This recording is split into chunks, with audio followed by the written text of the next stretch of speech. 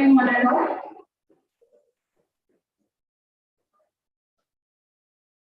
Requested from students to maintain silence. Yeah. I'm Dr. Sharada, and I'm very happy to be the moderator for our national seminar, the Nutraceutical World. It is organized by Padma Shri Institute of Management and Sciences in collaboration with Department of Botany, Government College, Anandapur, from today to March 30th. I'm very happy to announce that our national seminar is supported by Karnataka Science and Technology Academy. It's a pleasure to see our students here together for a seminar, as because we are conducting offline national seminar after 2 years. Nothing stopped us from doing webinars. I'm so proud to say here we have conducted more than 100 webinars during the pandemic period. On behalf of Padma Shri Institute of Management and Sciences, I would like to extend a warm welcome to all and to all our eminent speakers, Dr. H.N. Shivaprasad sir, Dr. Srinivas sir, and our Director Sir, Professor Rajesh sir, and our students to the seminar. We hope you will find this program we have lined up for you from today to 26th Wednesday, including the eminent speakers talk, virtual visits, poster presentations, and food fest to be fruitful and engaging. Let me first of all introduce to the agenda of the national seminar. In recent years, the new lifestyle adapted by many of us today has changed the basic food habits of the latter. Consumption of the junk food has increased manifold, leading to the number of diseases caused due to improper nutrition. Obesity is now recognized as a global issue. Heart disease continues to be the primary cause of death in most of the developing countries worldwide, followed by cancer, osteoporosis, arthritis, and many others. Consumers being worldwide are seeking complementary or alternative beneficial products, and the red tape of managed care makes nutraceuticals particularly appealing. Let food be thy medicine and medicine be thy food, quoted by Hippocrates about 2,500 years ago, is certainly the tenet of today. Nutraceuticals are the emerging class of natural products that makes the line between food and drugs to fade. Although the use of nutraceuticals by people has a long history, only recently scientifically supported nutritional and medicinal evidence has allowed nutraceuticals to emerge as being potentially effective. The nutraceuticals of both plant and animal origin holds exciting opportunities for the food industries products in future. Predicting the upcoming growth of nutraceutical market and understood the positive health benefits of it, the Padma Shri Institute of Management is the only college in Bangalore introduced nutraceutical program for bachelors and masters in the year 2013 and 17. We have organized this national seminar in collaboration with the Department of Botany, Government College, Anandapur, supported by Karnataka Science and Technology Academy to provide in-depth knowledge of nutraceuticals and dietary supplements in the management of lifestyle disorders. Thanks to all our eminent speakers who accepted our invitation, and hope definitely this national seminar will create awareness on nutraceuticals to all the participants. I'm sure it's going to be a great interaction and learning for all of us for the next 3 days. We have organized poster presentation and food festival for the students on 29th and 30th of March. We are really astonished by the enthusiasm shown by the students. So, meanwhile, we got more than 50 stall entries. Still, we are expecting more. I request all the participants to attend all the days and get maximum benefit out of it. Dear students, simultaneously we are live streaming in YouTube also. It is requested to watch our program for those who are not able to make it here. Now, let us start our program with a prayer. I heartily welcome our dignitaries to come forward to light the lamp. And Priyanka, MSc Biotechnology, second year for the invocation song.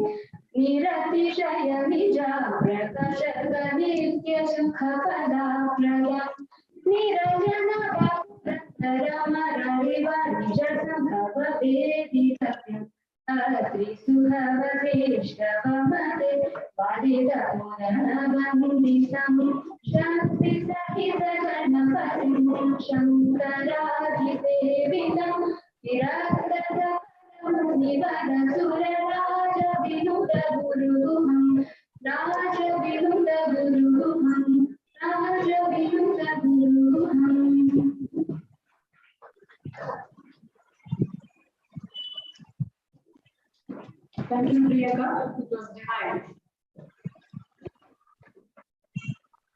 Today, to inaugurate and to give introductory remarks, we have our Honorable former Deputy Chief Minister of Karnataka and Minister of Higher Education,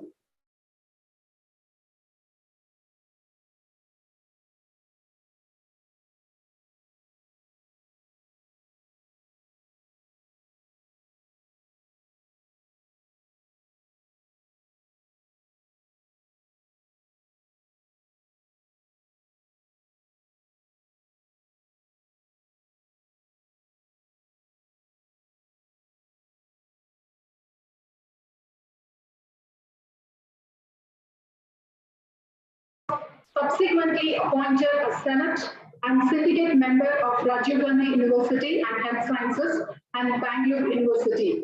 He joined BJP in 2004 and contested in 2004 Assembly elections. He was elected MLA of Malleshwaram in 2008 Assembly elections.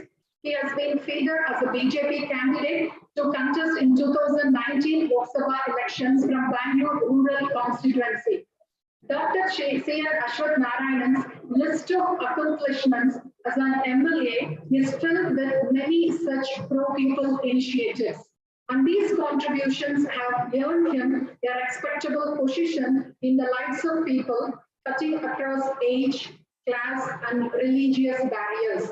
His dedication, focus, determination, farsightedness, and fairness have won him fans in just not the younger generation, but also leaders cutting across party affiliations. From being a student in Malleshwaram school to become the MLA of the same area, his journey is indeed very professional and also it's very inspirational. As COVID task force chairman, he led from the front during the second wave of the pandemic, ensuring efficient bed management, oxygen management, and medicine availability. Under his leadership, the Department of Higher Education has initiated steps to adopt the National Education Policy 2020, making it Karnataka is the first state in India to do so. He also recently launched a comprehensive learning management system in Karnataka, making it the first state in the country to have integrated LMS with smart classrooms, learning management solutions, and tablet PCs distributed among students for effective digital learning. As the Minister for Information Technology, Biotechnology, and Science and Technology, he took several measures to encourage startups, engineering R&D, biotechnology, and establishing technology hubs beyond Bengaluru.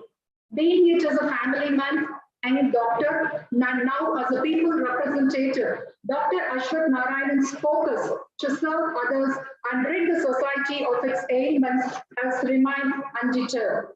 His continuous efforts at forming a healthy society only prove that this community doctor is true of the people, by the people, and for the people. Yeah, yes, I sir is not able to join with us because of his busy schedules. So he sent his wishes to us. Listen here.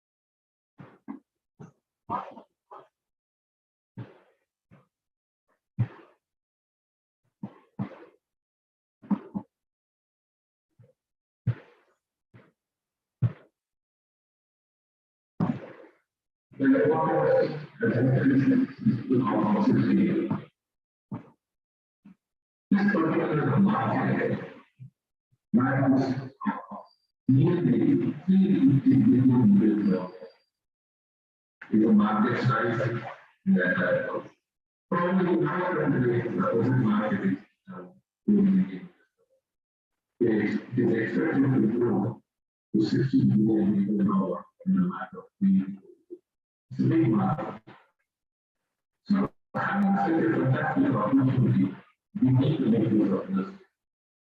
There are two reasons why it needs to be not only is it not for the sake of economy and others, it's more than that it is going to ensure that the quality of life of users can be much better and prevention can be in more priority and the health of the people can be effective better.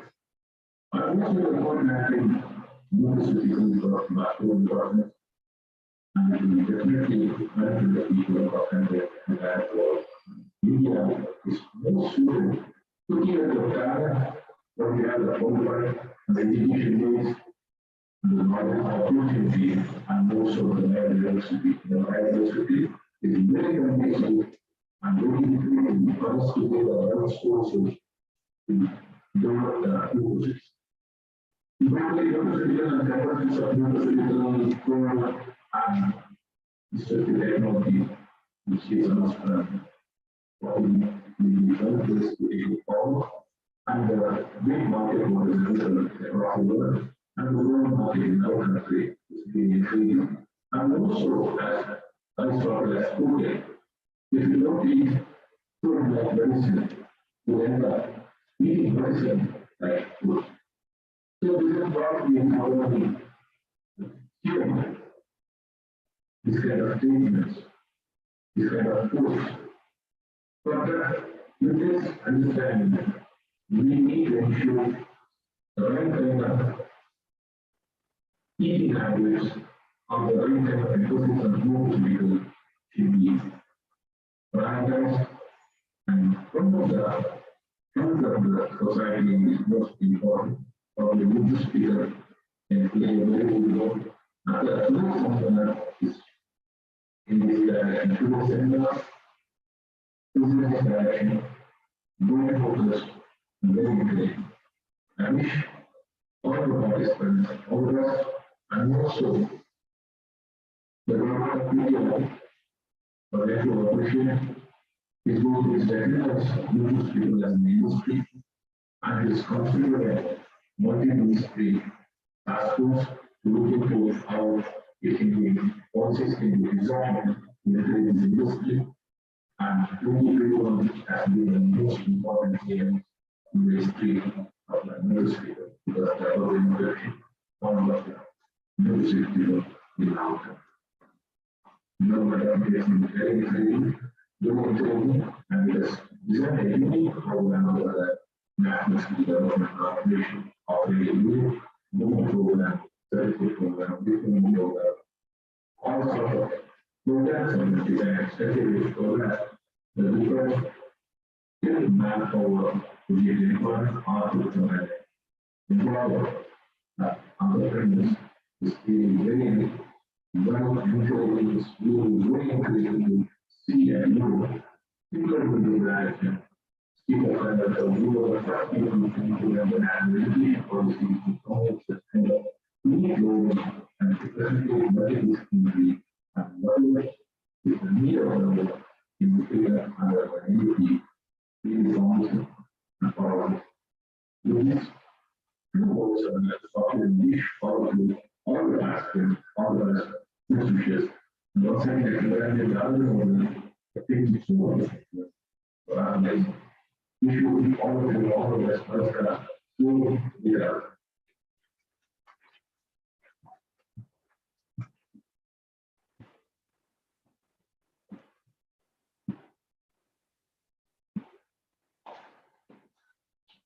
Thank you, sir. I wish to express my gratitude to Honorable Dr. C.M. Ashwat Narayan, sir, for delivering a true, inspiring, and memorable inaugural address. We are extremely honored and thank you so much for your valuable input, sir. We can start our session. For the first talk, I would like to welcome Dr. M. Anuradha, Principal Madam, Padma Shri Institute of Management and Sciences, Bengaluru. Dr. M. Anuradha has completed her PhD in Krishnadevaraya University, Anantapur. She started her career as a scientist and lab in charge in Dr. Reddy's Laboratories Limited. She worked as a senior scientist and head in Semilabs, Bangalore. Later, she started her own company, Rishi Herbal Technologies, in the year 2004. Madam, she joined Padma Shri Institute as a principal in the year 2004. She is also the director of PIMS Research Center and Biotech Finishing School from 2011 to till date. She has academic and research experience in nutraceuticals, medicinal plants research, and plant biotechnology. She worked with national and international agencies for developing novel nutraceutical products for human and veterinary use. Madam have organized many national and international state-level seminar conferences and workshops. She filed patents for many of her research, and one is US patent grantor, and 2 is Indian patent grantor, and still 6 she filed. And she has completed many projects and ongoing projects funded by DST, KBIS, Government of Karnataka, Department of ITBT, and SMT, Government of Karnataka. She published many of her research papers in reputed journals, including Springer. With this introduction, I am extremely privileged to welcome our principal madam for the topic, Nutraceutical Industry, Challenges and Opportunities. It's over to you, madam.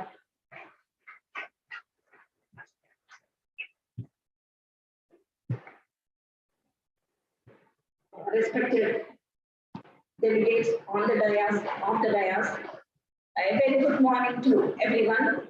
I welcome you to this great seminar, which I've dreamed about this for the past 10 years. I would like to actually planning to doing an international seminar, but unfortunately due to this COVID-19 pandemic, we ended up with national seminar, but this is a need of the hour. Everybody after this pandemic, pre-pandemic and post-pandemic status, increased consumer awareness and health cautiousness made us to think about prevention is always better than cure. As our beloved Honorable Education Minister and Minister of Science and Technology, Dr. C.N. Ashwat Narayan said, if you don't eat food like medicine, you will end up eating medicines like food. Today, actually, when you eat, you will be either feeding a disease or fighting a disease. One of these two things will definitely be happening when you start eating. It is the only possibility where you need to prevent other than avoiding or other than getting into serious trouble. All of us experienced and we had a very, very tough fight with this unknown and unseen small little one. And the only way we can fight with it is with our food habits. Today, let us know about nutraceuticals, type of nutraceuticals, herbal nutraceuticals, and nutraceutical industry. What are the challenges and opportunities? I just want to set stage for our eminent speakers who are there in this field. Dr. Shiv Prasad, who is a giant, I can say that he has got tremendous experience. Before he gives his expertise, I want to give the basics of this thing to our participants so that you can really relish the next coming talks. As nutraceuticals has been the word coined by Stephen Dethelis in the year 1989. What are nutraceuticals? In the food or parts of the food which are having medical and health benefits, then it is called as nutraceutical. With this buzzword nutraceutical, there are many other words which are being derived and defined. These are medical foods, designer foods, phytonutrients, functional foods, dietary supplements, nutritional supplements, medi foods, vita foods, so on and so forth. With this particular thing, which is a real major event, which we want to really create not only awareness, but also the advantage of this nutraceuticals, let us just go ahead and know about how India is having a cutting edge in this particular thing. We, India, is really blessed with the kind of biodiversity we are having. We are one among the 17 major biodiversity hotspots. When we are talking about nutraceuticals, what are these nutraceuticals exactly? They are classified based upon their source, mechanism of action, and chemical nature. When they are classified based upon the source, mechanism of action, and chemical nature, let us not bother about in-depth thing about this nutraceutical. I just want to know plants are the major source of nutraceuticals, though animals, microbes, and minerals and synthetic nutraceuticals are also present for your health benefit. World herbal industry, it is a very huge one, which is about $80 billion market segment. Its annual growth is expected to be 7% every year, and by 2050, it is expected to reach 6 trillion. All these mind-boggling numbers are the numbers which are being given before the pandemic. After the post-pandemic situation, within 2 months of pandemic start, if you go and check with the shelves anywhere in the nutraceutical pharmacies, Vitania is not available, that is Ashwagandha is not available, Triphala is not available. It is being, see, you can imagine the size of the Ashwagandha bottle is also being reduced. You can think about, and there are people telling there are certain particular herbs.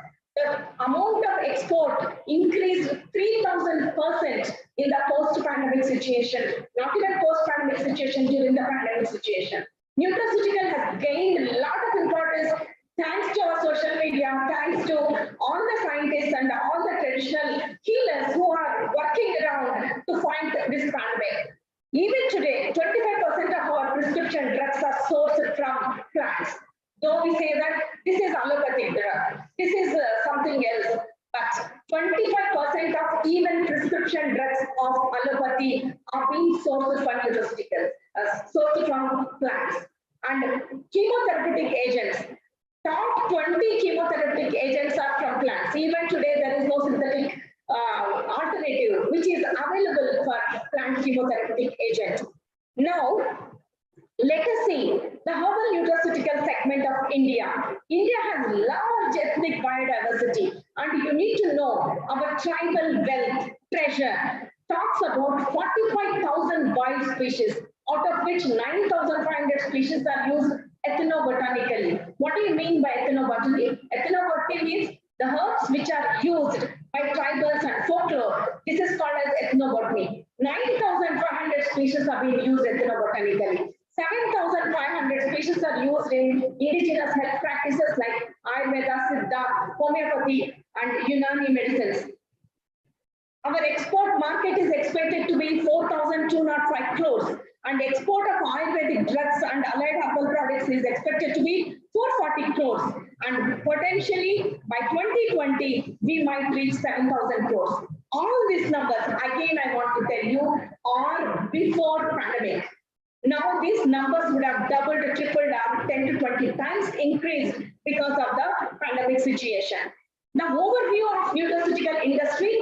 See, this is the overview of nutraceutical industry which I have given in a nutshell. Nutraceutical industry it starts from forest to pharma. And even today, more than 150 species are being still taken from the forest. And you can be a raw opportunities for the participants, opportunities for the students. My dear students, you can be just a cultivator, or you can be a trader who can pull all the material which is coming from the forest, do the quality control, and then sell it to an extractor. You can work in an extraction company, or you can own one. When you are doing extraction, what you are doing, you are taking out all the unwanted material in that and concentrating the active principle. That's what herbal extraction units does. And later, these pure herbs can be sold. You could have seen in the market, you get pure amla, pure brundarash, pure centella, that is Brahmi. That is one big segment, big market, which may be in the cosmeceutical industry, like skin care, hair care, or your other health care, like which can be anti-allergic, which can improve your immunity.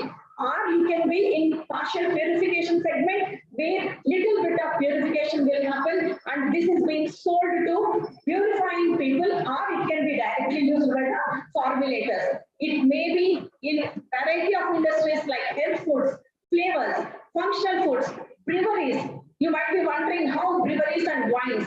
Yes, for wine clarification, we use nutraceuticals, and to enrich it, we are using nutraceuticals. Resveratrol is one of the things which is a great effect on cardiovascular system, which is there in red wine. And you can use it in confectionery. Now you see that energy bars, energy drinks, memory boosting bars, drinks, all these things are enriched with nutraceuticals. Milk and milk products, probiotics are the ones which are again nutraceuticals, which will have your gut health. Gut health is the one which can really manage. Your gut health can manage your mental health too. And you can use them in cosmetics, aquaceuticals, fishery, perfumeries, flavors, fragrances, essential oils. See, I don't want to tell you more about how best India is being placed. We are placed in such a wonderful thing because we have different 20 agroecological zones. We have different climates. We have tropical climate, temperate climate. We have mixture of climatic zones, and we are one of the 17 mega biodiversity hotspots. 7% of world's biodiversity is present in India. 17,000 flowering plants, 9,000 species. If I go on, I can give you the list. It is enormous and plenty. You can see that this is one of the things where you have this many plants are used in traditional medicinal practices. I have given the thing, you can collect the PPT later, and you can see that you have so many plants, 2,500 plant species are being used. And they still, only thing which is worrisome is 114 species are still collected from the wild. What you are doing with this? You are killing the forest. You are taking away the forest wealth. You don't have the cultivation practices. You don't have tissue culture methods. You don't have any other method where you can grow certain 114 species which are exported also. So slowly you are losing it. People in biotechnology, people in other places, please think about it. If you can standardize one know-how in plant tissue culture or in cultivation practices, that is great. That is an opportunity. Every challenge can be an opportunity. What are the various places this is being used? It is being used, as I already told you, all these places it is being used. Not even a single industry which is not there, including textiles. Including textiles, plants are used. Your kalamkari, where you use vegetable dyes, which are very friendly to your skin. The dye which enters into your skin will cause cancer. So you need to use vegetable dyes. These are all being sourced from plants. Coming to the challenges in the herbal segment, I will end it in 5 minutes. There are many challenges which you need to think about. There are variations in the secondary metabolites. That is why Darjeeling tea is very tasty. Yes or no? Tea which is grown in Assam is very tasty. The flower which is grown in Ooty will have bright color and very good scent. Eucalyptus oil from Ooty will have high essential oils. This is because plants show these variations in secondary metabolites based upon the microclimatic conditions. Ecotypes we call it as. When this is a challenge, you have an opportunity. Like for research, you have an opportunity. If you can give a high yielding line, definitely that is an opportunity. Quality concerns of raw herbs.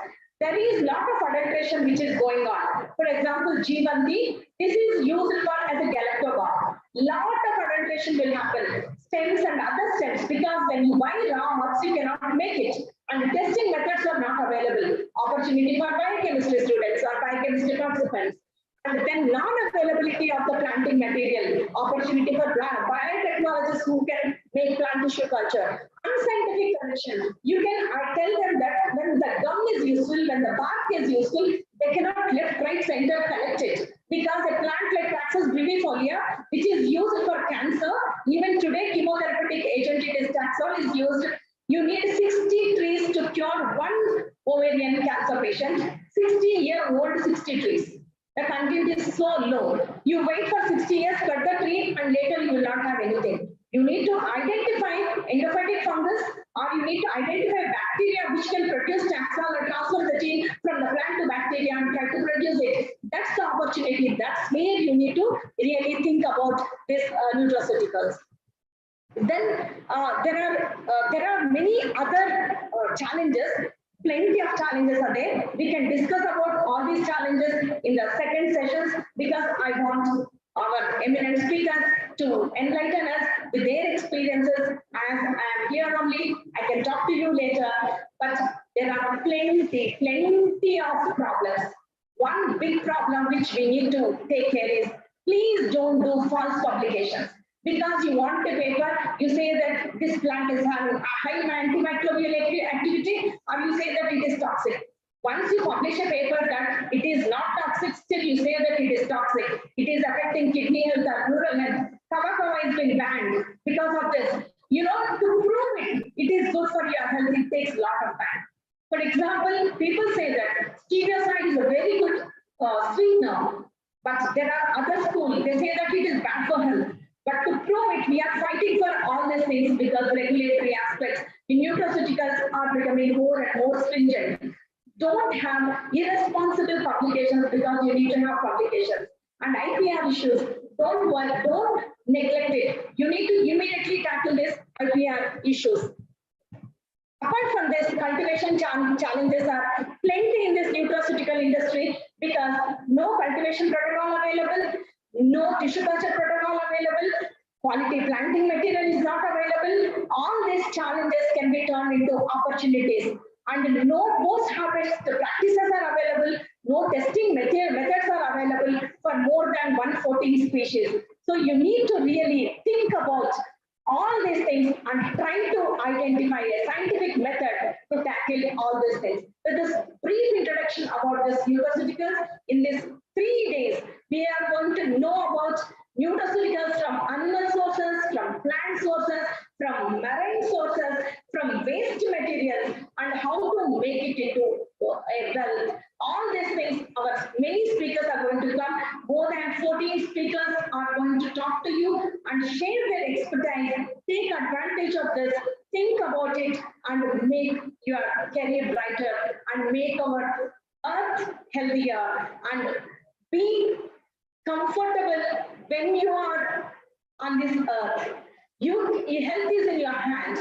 You cannot avoid getting into disease condition if you don't manage your food habits. Try to have that and try to create awareness. There are nutraceutical students who are here. You try to understand the concept of that and take that to the next level. Thank you, one and all, for giving me this opportunity. With this brief introduction, I just want to go to the next part of our seminar. Thank you, one and all. Over to Shabada.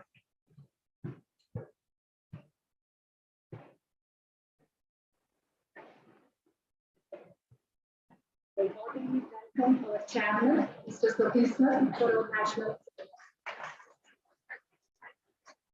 Thank you so much, madam, for the excellent presentation. It was very precise and relevant presentation. I'm sure all of us in the room relate each and every word what madam has mentioned. Thanks for sharing your knowledge towards the topic. Dear students, if you have any queries, madam is available always here. I think we can move on to next speaker.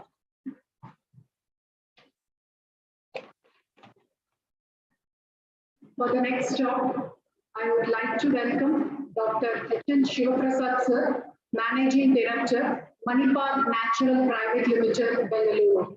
Dr. Shivaprasad, we have completed Bachelor's and Master's in Pharmacy from Rajiv Gandhi University of Health Sciences, Karnataka, and PhD in Pharmaceutical Sciences from Dr. H.S. God University, Southern India. Dr. Shivaprasad, a recipient of Young Scientist Award in recognition of outstanding contribution in the field of pharma, biotechnology, and herbal drug research at international level by Johns Hopkins University, USA, and Colombo University, Sri Lanka. He has published more than 43 research papers in reputed international and national journals and given presentations at more than 59 international conferences. He has written more than 50 articles on nutraceuticals in various international magazines, national newspapers, and web portals. He is the recipient of Best Product Innovation Award from the Federation of Karnataka Chambers of Commerce Industry in the year 2017 for the product development of turmeric blend, which is under United States patent. Dr. Shiv, he traveled to 22 countries and attended many international exhibitions or expos related to nutraceutical, botanical, and natural product business. He is an industry expert member in expert panel on National Medicinal Plant Board, Government of India. Dr. Shivaprasad was a jury member for a walkaway of discovery, prestigious 19th India Bio Bangalore Summit organized by Department of Information Technology, Biotechnology and Science and Technology, Government of Karnataka at Bangalore Palace. We are so honored by your presence, sir. I'm very happy to welcome you for this webinar. For the next topic, export potential of nutraceuticals, Indian and global scenario.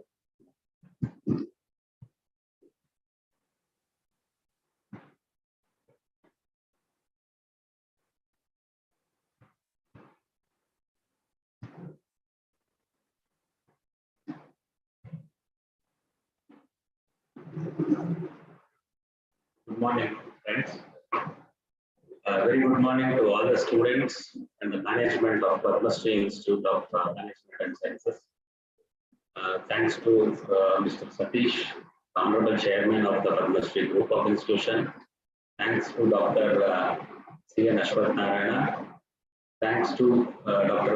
Anuradha Madam for inviting me for this very interesting seminar, which is very much interested for me also.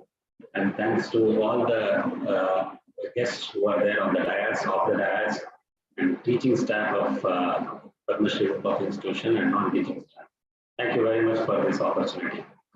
So Madam has explained, Dr. Anuradha Madam has explained very clearly about the export potentials, the opportunities which are there in the nutraceutical market. As she said that most of the companies have made 300% growth rate in nutraceutical business. Of course, it is very much true. So during the first COVID, when the complete lockdown was there, we were sleeping at home and selling turmeric extract. Orders we are exporting 7-8 tons in 2-3 weeks. We have exported the curcumin extract, andrographis extract, Thymospora cardifolia, that is Amrut Palli extract. So huge demand has increased post-COVID. That is because people have understood, every small kid has understood what is immunity today, what is the preventive health care. So I'm very happy that younger generation, especially moving towards the healthier lifestyle and healthy living and healthy span of life. That is because all are aware about the nutraceuticals. So you see, once you get the disease, you have to have a medical treatment. but nutraceuticals are the one which will make you to prevent the health as well as you will manage your daily routine. See, once you get a cholesterol, once you get a blood pressure or hypertension with the blood glucose level high, insulin sensitivity lost, you have to take a medicine. But if you manage it very well in your young age, especially, it is always best. So like how we manage, most of us, we ignore our body till 50 years and we start maintaining and repairing the body after 50 once it gets denatured. So it is very important from the young age itself, you should have thinking of that. So coming to export potential of nutraceuticals, India and global scenario, today we are lucky enough that China has been banned in many countries not to export these nutraceutical products. So herbal extracts, there also we had a huge competition before COVID, and now the huge market opportunity for Indians, and many nutraceutical companies are coming up in the Indian market. So let us understand what is nutraceuticals. Madam has clearly defined it. A specially treated food, vitamin, mineral herb, a combination of all these things, which is called in a different terminology in different countries. So I just want to say about the global market, how this market is growing. In India, the regulations are two different regulations are there. One is Food Safety Standard Authority of India, which approves all these nutraceutical formulations, whatever you have, like omega-3, curcumin, capsule, or Garcinia cambogia, or Bacopa extract, whatever formulations which are developed by the Indian companies have been approved by Food Safety Standard Authority. There is another department, Ayush department, which also considers nutraceuticals as Ayurvedic products. Earlier it was not there, it was only Ayurvedic medicines. Now there is a concept called Ayurvedic health promoters. So which is a very encouraging for the nutraceutical products which can come from the plant source. Similarly, in Japan, very crazy people, they love to take Indian herbs in the nutraceutical format.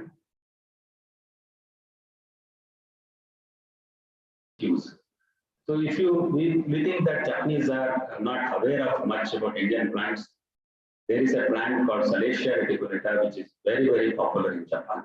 They make a tea, they make a lozenge, they make a coffee mix. Many different formats, they use this Cellulose reticulata, which is known as Sapta Chakra, Saptarangi in Ayurveda, which is mainly for blood sugar management.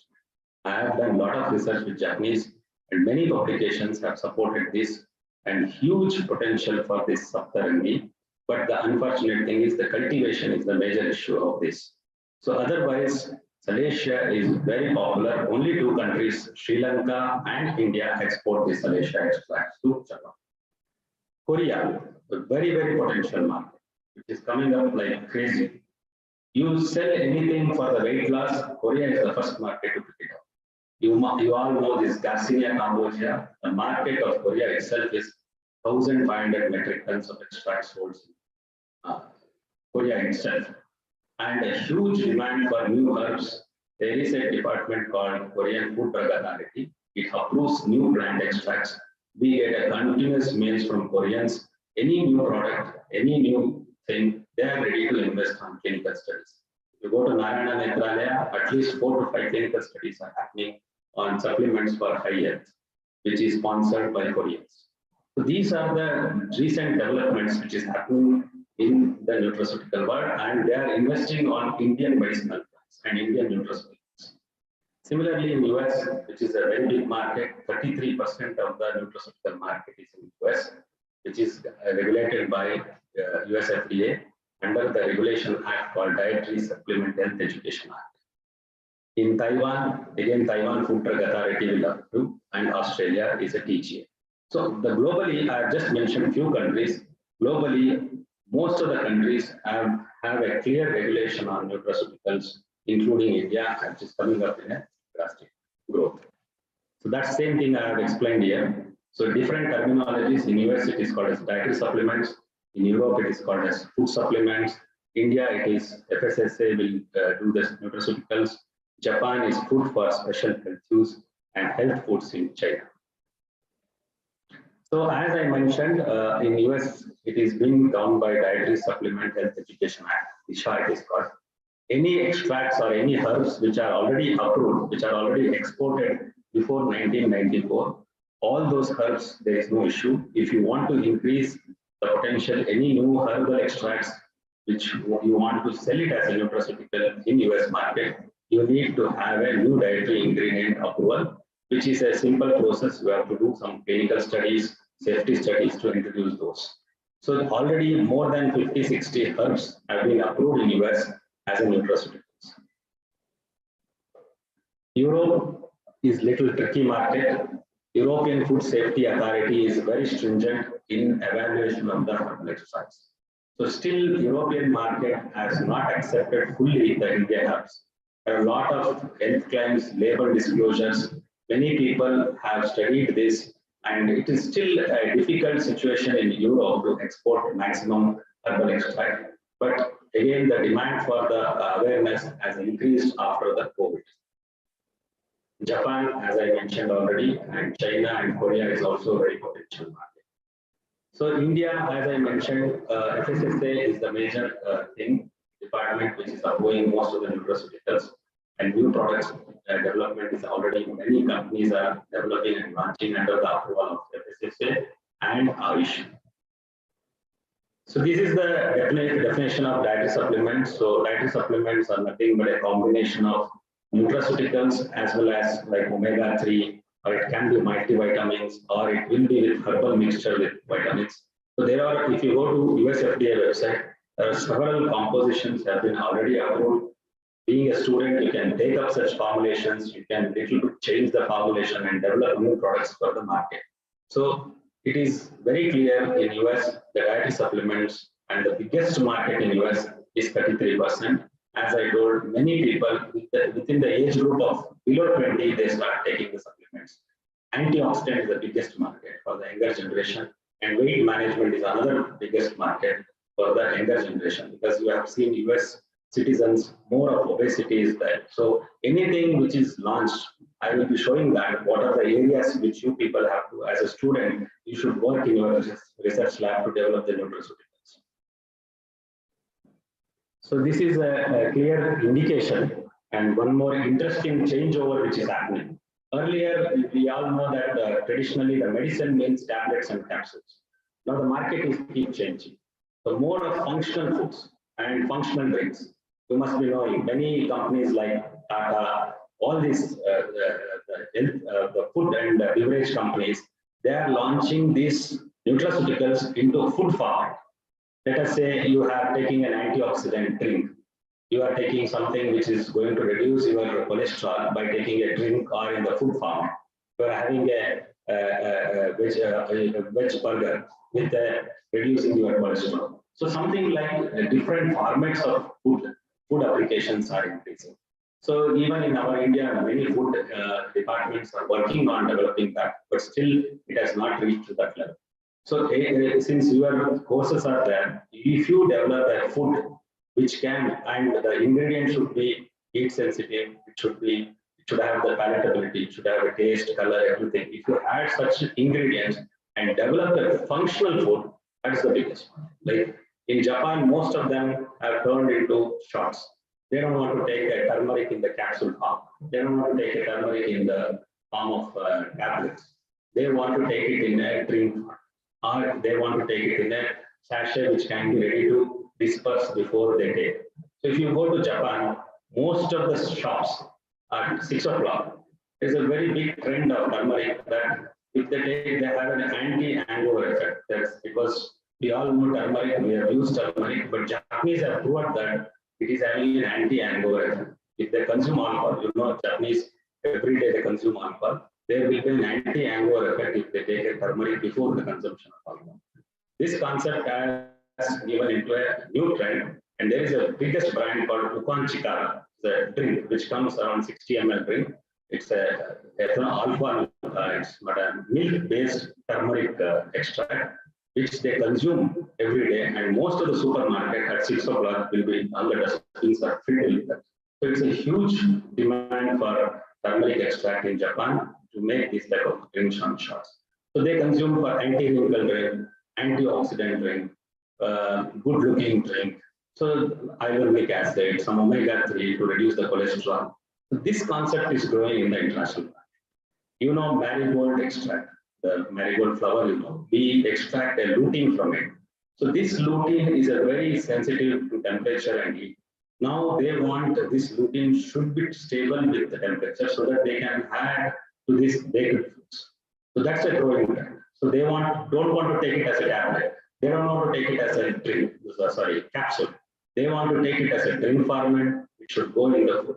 So most of us, you know, we are all started. So we take a multi-grain dosa. We all share our, we have our own nutritional group. We must be having it. So we used to have such nutritional group where we share, this is what we prepare. This is the multi-grain. This is a millet this thing. So people trend has changed. Now they want to take it health with the food. We all understood the hospital cost during COVID. We all have seen people have gone inside the ICU. So there is a say that when you go inside the ICU and come, you will realize the life what it is. When you listen that beeping sound, you will understand. So health has become a priority. Health is more important. So when you want to maintain a health, you have to search for ingredients which are commonly available and you should consume that to manage. That is what the dietary supplements are nutraceuticals. So that is the market which is towards. So nutritional classifications, which different countries says dietary supplement, functional food, traditional Chinese medicine, food supplement, traditional medicine, you call different names, but different regulatory authorities approves in a novel food supplement, natural products. All these comes under a nutraceuticals. All these comes under a nutraceutical. So as Dr. Shri Ashwanthan also mentioned, it's a 540 billion market. It's a very huge market and growing at a very fast pace. So in pharma, what happens, the entire lifespan, 10 years, 15 years, they develop one ingredient and their entire life is under one research of one antibiotic. But in Nutra, every exhibitions, whichever exhibitions we participate, every year US, there is a multiple exhibitions which happens on nutraceuticals. Every time they ask what's new, what's the new format? How can I take away protein in a bar? You know, energy bars, you know, protein bars. The conscience of people have increased. What is the sugar content in it? What is the fiber content in it? So we know the importance of fiber, we know the importance of protein. Traditionally, we are all idli dosa eaters. So we know we are not able to control our diet. So what is that we can take more? How we can increase our protein? See, many times we all compare ourselves with the film actors. So I've seen many people see Deepika Padukone and their age will be same. There will be a drastic change. But they keep seeing in the reels, they keep seeing in the Facebooks, comparing themselves that age differences are same. Age group is same, but they look different because they are totally dedicated. They know what to eat. Right eating, clean eating is very important. It is not simply because they don't have stress. They have more stress than anyone. In one night, their entire life, they will be nowhere. And somebody else will be a top hero. So such a stressful situation they live, but they know what to eat. They know how to eat. They know right eating. Most of these, the celebrities, they take supplements. They know how much antioxidant we have to consume. There is a term called ORAC value, oxygen radical absorption capacity. Every person should know that because what we eat, we should have at least 5,000 ORAC capacity of antioxidant we should consume. But what we eat every day is something junk. Or once in a month we eat vegetables or fruits. Most of the time we consume unwanted things. That antioxidant improves your skin condition, improves your hydration. So you have to have antioxidant supplements in your day-to-day life. So that is where the difference comes. So as I mentioned, COVID-19 has really made a big impact on the nutraceutical business. The crazy growth, 21% is the growth rate from 2020 to now. Every year there is a 21% of compound growth which has happened in the nutraceutical. Just imagine the growth rate, including India. Even in India, there was a 10 to 15% growth rate. That is because awareness has been. People know what has to be done, what has to be maintained. So those people who are with immunity, With a strong immunity, they sustain. Most of their weak immunity, they lost. So this is the growth rate, which is around 734 billion is expected by 2025. Of course, it will be reached in 2024 itself. Such a big growth rate is happening in nutraceutical. If you consider the plant extracts alone, it will be around 24 billion. So these are the changes. Baby boomers. We have seen baby boomers means the aged population is increasing even in India, and they are becoming more conscious towards that. Most of them do yoga or exercise, they join the gym, and they maintain their health. They know how to eat, what to eat. So this consciousness is increasing worldwide. I don't know about India is also growing, but globally, these baby boomers are very much interested in consuming the nutraceuticals. The younger generations, as you know, a lot of gyms have been opened. Everybody knows, understood about the health awareness. Earlier, there were only 1 or 2 gyms in any particular area, but now a lot of gyms, everybody knows what have to do, what I have to maintain my health, what is my BMI, what is my, everything they have understood.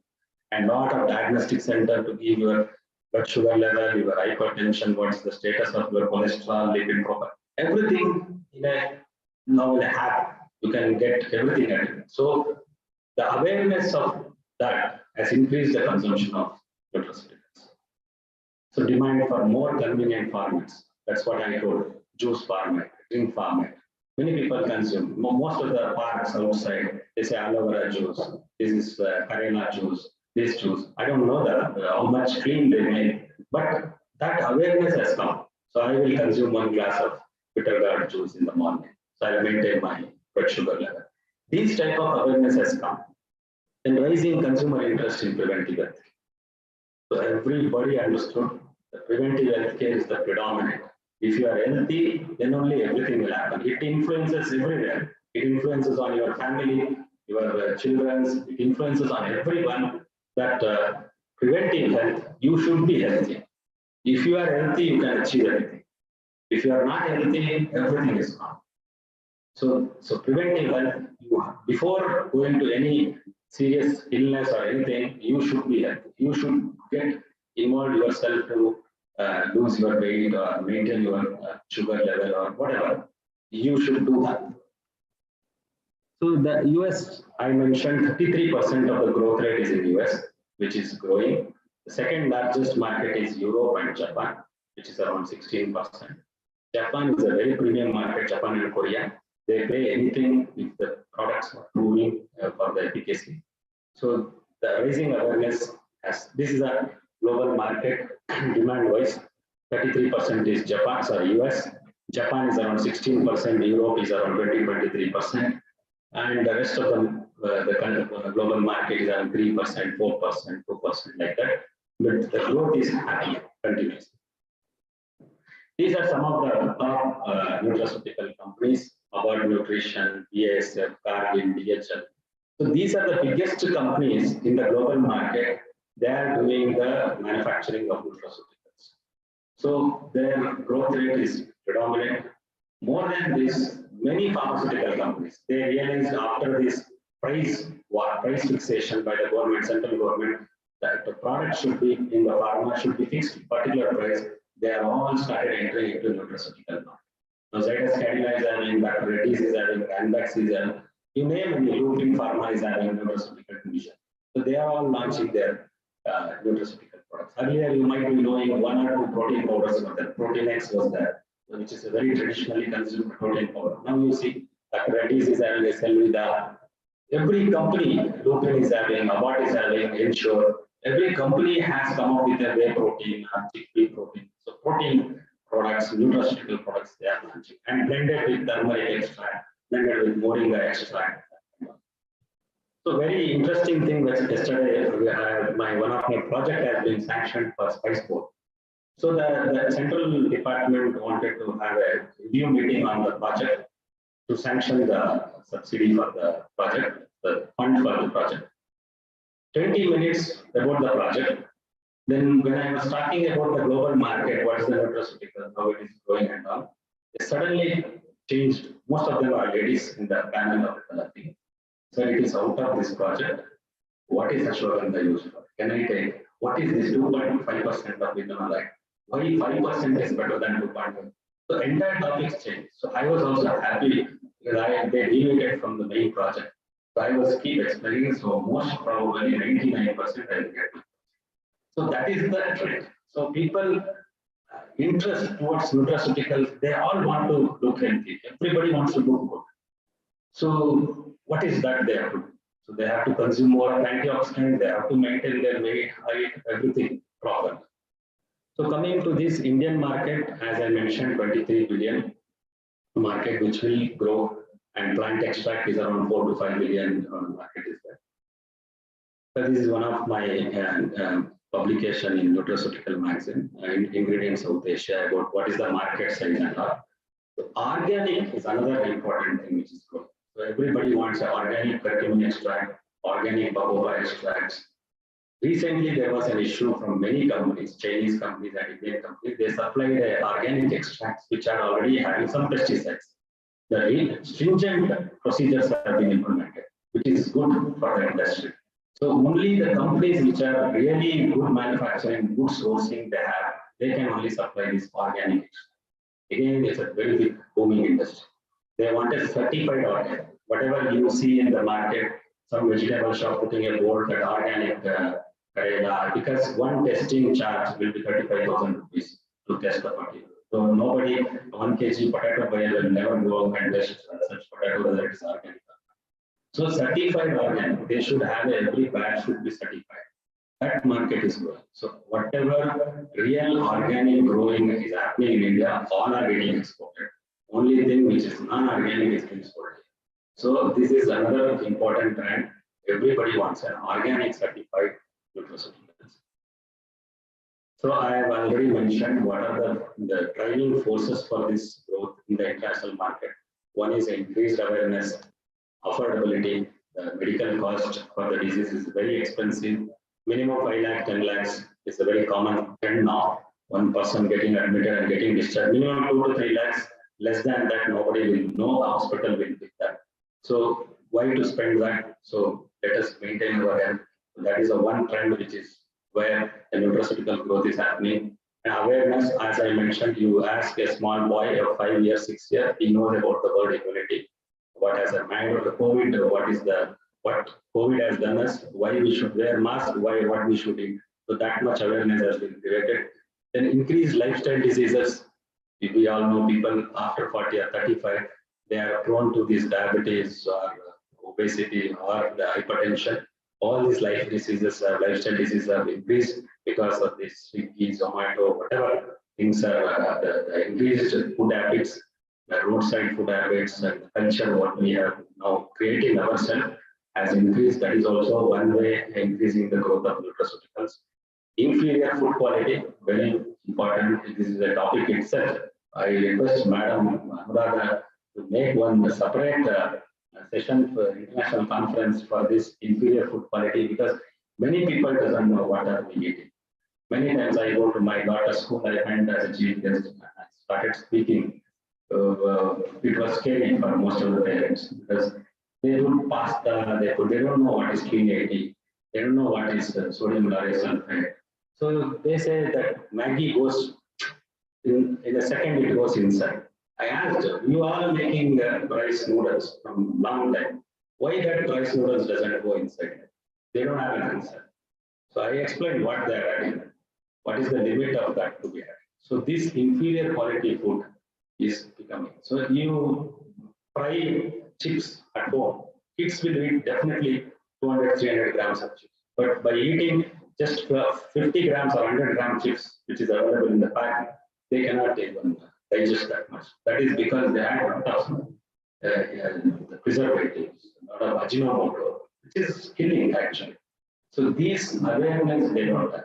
Most of the school principal was saying, sir, we help so much, but they put all this pasta, burger, all this type of Maggi noodles they put in the kids because they don't get a time. So if they are not getting the time, then why are they talking and blaming about the cancer price? The cancer price is growing up like crazy today. You see all the Kidwai hospital, you cannot even stand for 5 minutes. It's horrible condition. synthetic preservatives, synthetic foods. This is another thing which is inferior food quality is bothering us seriously. The oil which we are using, vegetable oils, is a serious risk which many people doesn't know.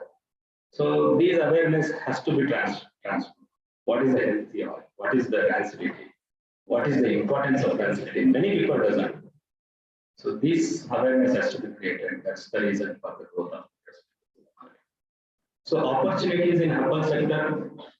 Mr. Srinivas also was saying he has put a plan for supercritical fluid extract. I was very happy. So that is supercritical fluid extract is another business opportunity. People doesn't want a herbal extract with a solvent extraction. Now that trend is going. If you use a solvent, use water or ethanol. Don't use any other solvent, organic solvent. Or give a CO2 extract. They are ready to pay for higher price. So such type of segments are coming. Herbal combination, herbal powders, animal veterinary products. We export huge herbal powders to European market because the law is more stringent than human health for animal health. They care of their animal very much for their pet animals or the large group animals. They want the milk they are drinking, whether that animal has consumed a proper diet is also a concern for them. So that level of awareness is growing. So animal nutraceutical is another segment which is a growing segment which needs to be discussed. So this is the Indian market. Thanks to all the top guys who has made a trend. Many of you have used earlier all synthetic fairness cream, synthetic face wash, but now this Baba Ramdev or whoever, whatever credit goes to them, they made a big shift in the trend. Now people know neem extract, neem face wash, neem gel, neem this, neem that. So if you put a plant extract, the market is big. Cosmetics have turned into a plant-based cosmetics. And people usually use turmeric oil, turmeric extract for the face wash, face pack, cucumber. So all these changes are happening, healthy lifestyles are happening. Many people have said, we use a shampoo. I don't want to name the brand, just a 1 rupee shampoo, sachet, 1 rupee. You can wash 10 to 15 cars with that shampoo. Why? That much foam it gives. Because that shampoo is totally rich with sodium lauryl sulfate. If you put that sodium lauryl sulfate to cow dung, that will also will have. So people are not bothered about their this thing. They want easy washing. It should be washed in. And they claim that sir, you are losing hair, or hairs are getting gray. What should we do? But they don't want to use the traditional thing, shikakai or whatever, because it takes a lot of time to apply, to wash. They want to immediately with 1 mug of water, it should clean. So that things are important. So consumer segment, growing children segment, children's people want to multivitamin, germs, calcium. All these things segments are growing. Younger age group like you are more towards the nutraceuticals now. You have understood. I have a latte, milk latte, turmeric latte in the morning. Skip the breakfast. These awareness is growing. Pregnant and lactating women, they also have understood there is a nutraceutical requirement to keep our baby safe and healthy. What is the importance of hemoglobin? What is the iron deficiency? Why I should eat moringa? All this awareness are coming. Moringa, you know moringa. It's very commonly available. So age plus 60 plus people, as you know, they definitely have to maintain their health because their cost which they invest on the medicines, they want to reduce that being a healthy. So this is another segment. So from the babies to the 60 plus, the health awareness is increasing and nutraceutical requirements are there from the babies to from the first year of the Cerelac starts from or protein powder starts from the first year of the baby. So these are the functional foods and beverages where Indian market, these are the ones which are contributing to the growth of the Indian nutraceuticals. Awareness has grown, people started taking supplements. But if you compare to the global market, Indian market is still a smaller in size, but the growth rate is very fast. So these are the key growth factors. If you see the key growth factors, nutrition and muscle building. Many people do fasting, they do start losing fat. They think that they reduce 10 kg, 15 kg in the span of 3 months or 4 months, but they would have really lost their muscle, and they look very sad, aged. But you should not lose muscle, you should lose fat. These understandings are not there. So that's where the industry now more of muscle building. Suddenly I get a call or mail from the Korean say, do you have any extract which improves the muscle mass, not the fat? So these type of research are required. I request Madam to set up a nutraceutical food division in the institute, because all are young brains, we don't know which brain makes a drastic change. So use them whenever they are in the duration of their course itself. Develop some products which can be consumed, palatable, tasty, and still give a muscle mass or muscle improvement. Such type of product, one or two such products, patentable. Develop or offer some industries, offer them these are the products we have developed. So at least to the prototype level, if you develop and it will be a big change.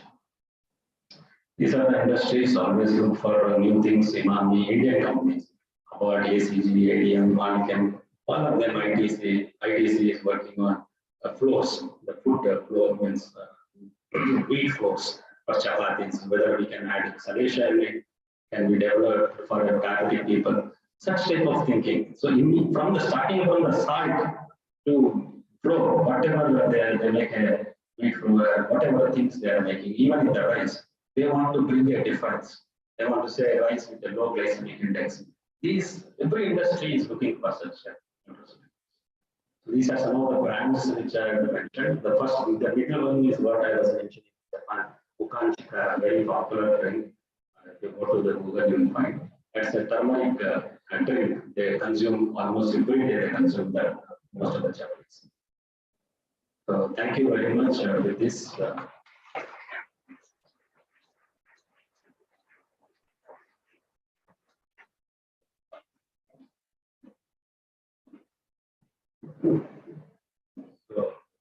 any question and answers are there? We can have a question and answer session if it is there. Otherwise, I'm very thankful to the Padma Shri group of institutions coming up very well under the leadership of Dr. Anuradha Madam. I've seen her in many exhibitions, many interactions I have had. So this is the good thing that people have. Your management is also very smart. They bought from her, from the industry. From industry to academics always makes a big difference. So they have really seen the industry, how it grows. So I wish her to implement more and more industry-related collaborations and product development and impact that to students in their education itself. I'm sure that she will be doing that. Thank you once again. Thank you very much.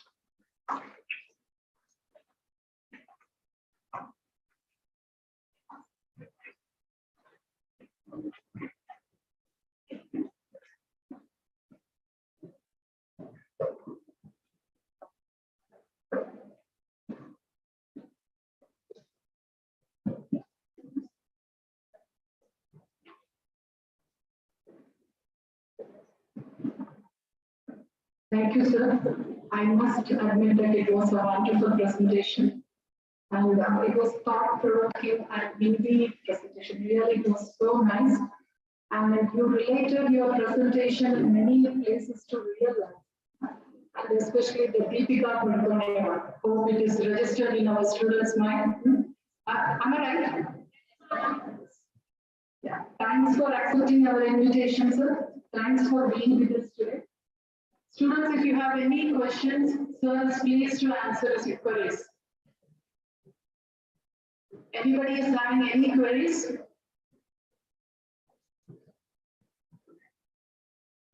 Yes, the token of our appreciation and gratitude, I request our principal madam, Dr. M. Anuradha, to present a memento to Dr. Shivam Prasad, sir.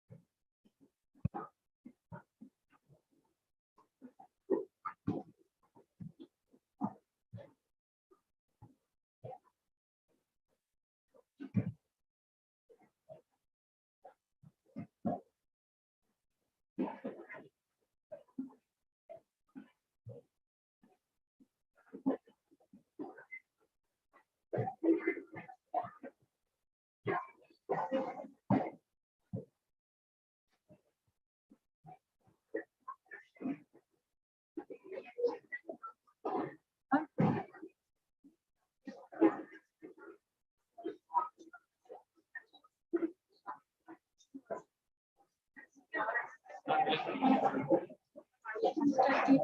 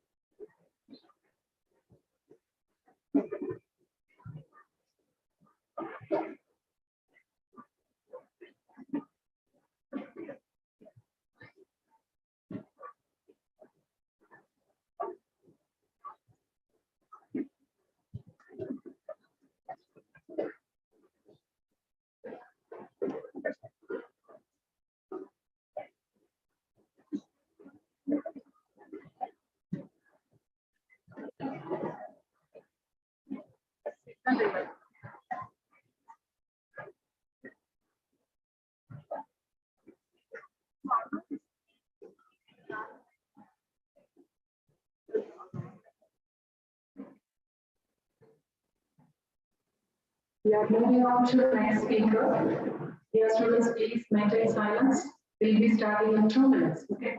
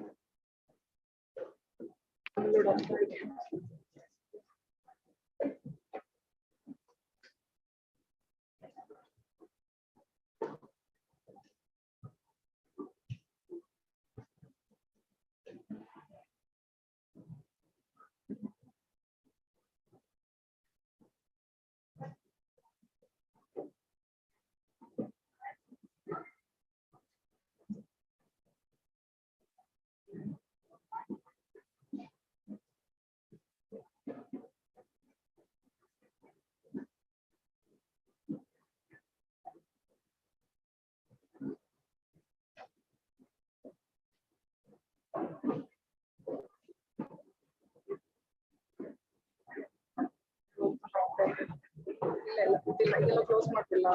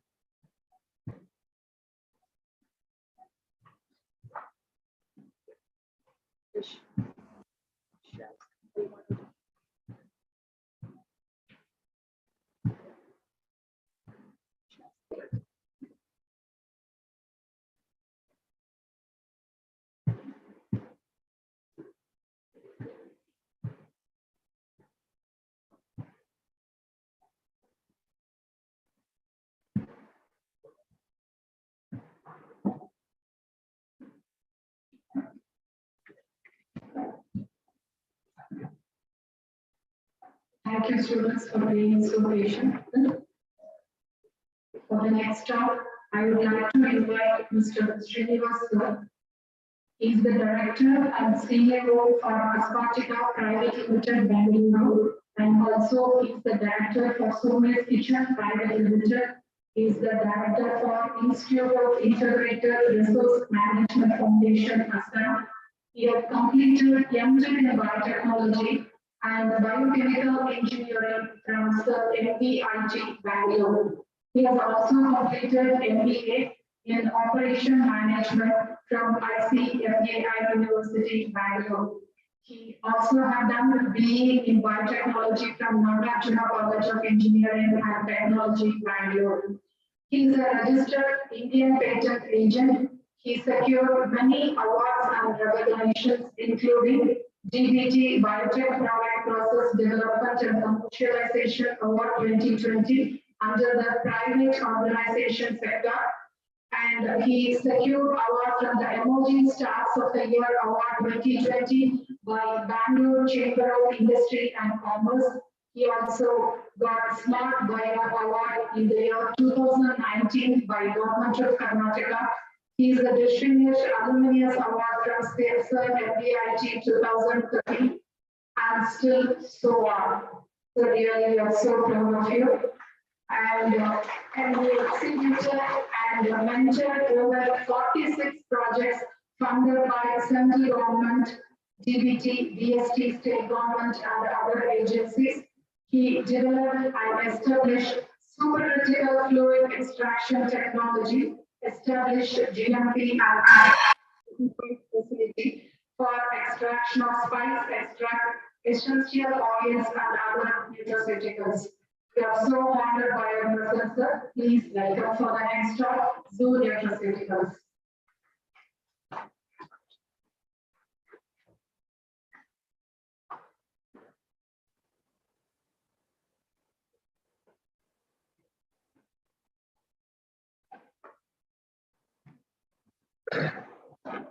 Good morning, everyone. So, it's very nice to be here for an offline presentation, almost after 2 years. From past 2 years, we have been attending and only online seminars where the planned talk, which was planned for more than an hour, used to get completed in 5 to 10 minutes because of lack of interaction or losing interest in between, both by the speakers and the students, because there is no direct interaction. So we are very, very happy to be here. We have been used to give talks to investors and funding agencies and marketing presentations. After a long time, we are giving a talk directly to students, which is a little bit different to us for now. And I'm very happy to be here. So I represent Aspatica Biotechnology Private Limited. So I have shared my mobile number also and email ID. So anywhere with the time, if anybody is interested for a virtual visit or a direct industrial trip to our organization to see our work, students are always welcome, and we always take a lot of student interns to do their projects at our organization. So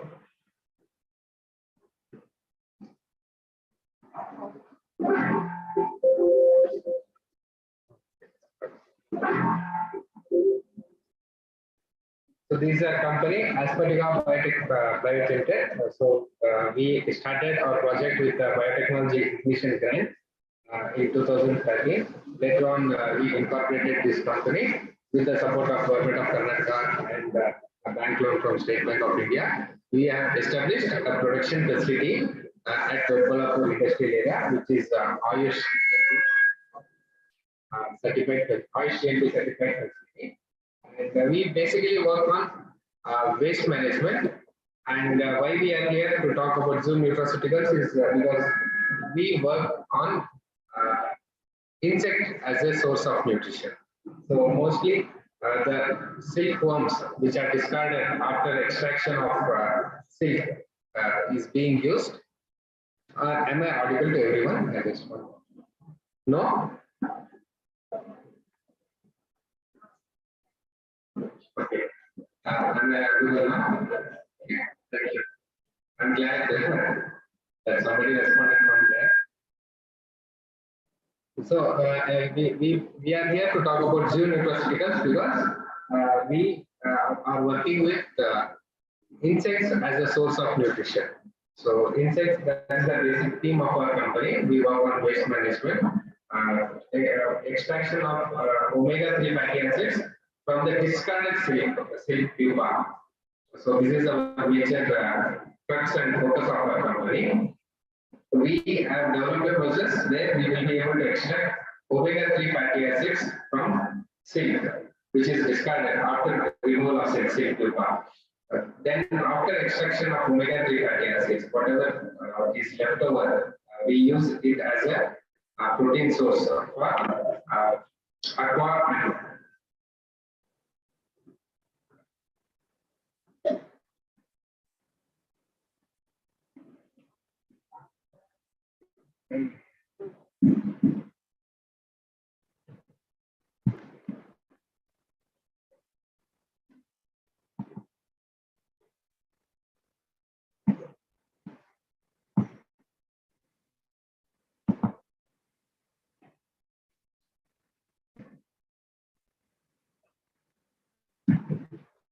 As I was mentioning, we work on omega-3 from discarded pupa. After extraction of omega-3, whatever is left over, it is being used as a protein source for poultry and fishery industries as of now.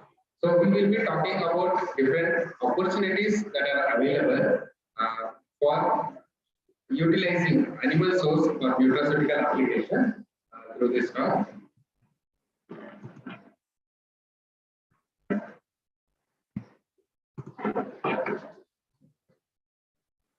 This is our supercritical fluid extraction facility established for nutraceuticals product development. So we use this technology for extraction of omega-3 fatty acids from silk pupa. But during COVID period, there was a lot of restrictions for collection of silk and other insects. During this period, we diverted our business line slightly to develop nutraceuticals basically from herbal origin, ginger, as you already heard from our previous speaker, that there was a lot of demand for turmeric, ginger, pepper, and cumin during COVID time, and we started using the same facility for the extraction of all these herbs, which were always recommended for increasing the immunity, and we were able to launch these products during COVID time. And the same facility now we will be using for nutraceutical applications for various other sources also. So why is nutraceuticals? We talk about the terms nutraceuticals. We always have been talking about plants and other origins, but I myself being a vegetarian, but there is a lot of scope and requirement for products to basically mainly protein sources from animal sources, maybe 20 to 30 years down the line. Even as students of nutraceutical post-graduation, it is very important to understand the importance of this nutraceuticals from animal origin. Nutraceuticals mainly originating out of plant sources. It may be birds, insects, like honeybees, fish, chicken, meat, piggery. There are so many other sources of nutrition which is highly valuable in terms of omega-3 fatty acids, vitamin B12, and so many other important materials are available, vital components are available for humans from these sources. But out of all these sources, my talk will be focused upon insects as a source of nutraceuticals, because we will be seeing why we need to go for insects and what are the advantages of using insects and nutraceutical category for various applications. So the word nutraceuticals we have heard in the previous talk, so I will not go deep into the technologies of nutraceuticals and nutrition and other things. I would like to highlight some of the important points that we generally don't see in our academics.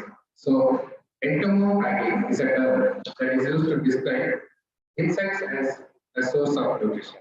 So this is one of the latest term that is being widely searched under nutritional category, because now people are looking at an alternative source of energy, protein, fat, fiber, because there is huge demand given the amount of population we have, scarcity of land, water, labor, and other things. Now people are looking for newer sources of proteins. Likewise, to give some of the statistics, Food and Agriculture Organization (FAO) USA estimates that Indian insects are already being a diet for more than 2 billion people across the globe. And the world population is expected to be 9 billion by 2050, and the amount of proteins and other vital materials being produced, food ingredients being produced, is not sufficient to cope up the increasing population.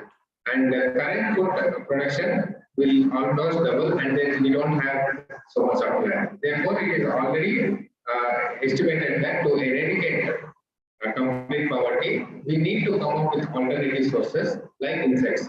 See, most of the time, what happens is, even though we produce, we all mostly being vegetarian population, or even being a non-vegetarian population, it is almost restricted to bird, poultry, and chicken. But there is a need for development of sources from insects. Though we may not consume it directly, there are countries like South Korea, Japan, China, Taiwan, where they consume these products directly as delicacies.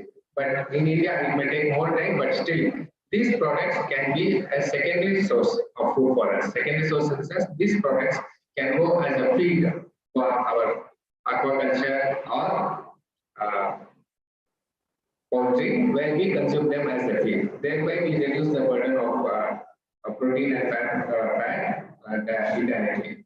So even in our case, when we started extraction of omega-3 fatty acids from silk paper, so there was a lot of difficulties and challenges in convincing people. So we are comfortable in consuming omega-3 fatty acids coming from either flaxseed, very comfortable, or even to some extent we are okay to consume omega-3 from fish source and other marine sources. But when you say it is coming from an insect source, it is very difficult to convince. But given the stage when there is no omega-3 fatty acids and we are being deprived of omega-3 fatty acids, the amount of omega being produced in India is not sufficient to cater the entire population. Still, there is a lot of aversion in consuming products coming from insect sources. Now, there are a lot of guidelines even under FSSAI where they are considering all these products as safe. But before that, we need to give a lot of clinical evidences that this is having a pure form and it is safe to consume. And there is already products available from insect sources, omega-3 fatty acid, but still we found there was a lot of difficulty in entering into the market. That is why we started using omega-3 to feed the poultry industry. By giving this omega-3 to poultry industry, the eggs were getting enriched with omega-3. So we started entering into that market, and now we already started getting inquiries from different sources. Many companies approached us to buy omega-3 fatty acids to be added with other oils as a nutraceutical product in their category. So as I was mentioning, FAO, Food and Agriculture Organization, is highly interested to use insects as an alternative food, and the edible insects will continue to be a diet for the entire population. And most commonly used insects we know are beetles, caterpillars, bees, ants, etc. And interestingly, insects are very rich source of proteins and amino acids. So when we compare this amino acid profile with normal vegetarian proteins, so we don't have the complete amino acid profile in vegetarian sources. So that's why we have to get amino acids like cysteine, methionine from animal origin. However, insect sources are rich in these amino acids also. And one interesting thing is insects have high feed conversion ratio. Feed conversion ratio in the sense how much insects are required to convert into 1 kg of meat. For example, if you have to give 8 kgs of vegetarian product to convert into 1 kg of meat, you need only 2 kgs of insects. So that means you are already reducing a lot of burden on environment. So by giving 2 kg of insects to a poultry, you get 1 kg of meat. Whereas if you have to give as a vegetarian source, you have to give 8 kgs to get 1 kg. And this also reduces the cost of final product meat, and the end user gets it at a very comfortable price. Like I was mentioning, if we are not interested in consuming this zoo nutraceuticals directly, it can go to fisheries and aqua, and we can consume those as a secondary product. However, eating insects is very sustainable and healthy, and raising them is very easy. It can be done with minimum resources, and there are a lot of technologies are being developed to work out the best way of growing these insects on a least cost. So insects provide high quality protein and nutrition, and even better than meat and fish.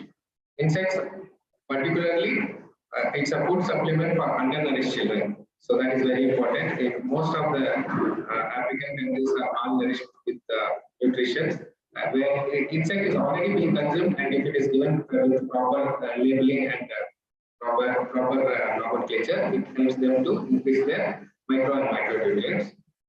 And we all know that insects do not pose the threat of transmitting zoonotic disease. So zoonotic disease, like we all know about the COVID, which is claimed to be coming from a bad source. So the insects do not pose a threat of this kind of transmissions either. And their new standards are being developed for making insect as a safety food. So why do we have to go for this kind of food and zoo nutraceuticals?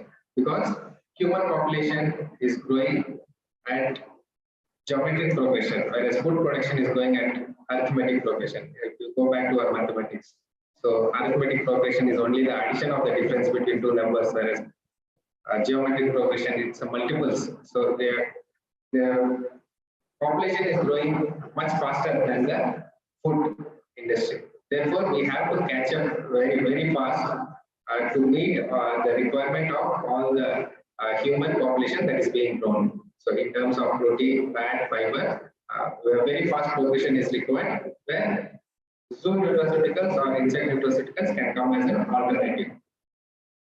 So if you see the insect population, if you see the insect population of the entire globe, if you see compared with all plants, vertebrates, invertebrates, and everything, insects contributes to more than almost 50% of the total biological species available on the earth.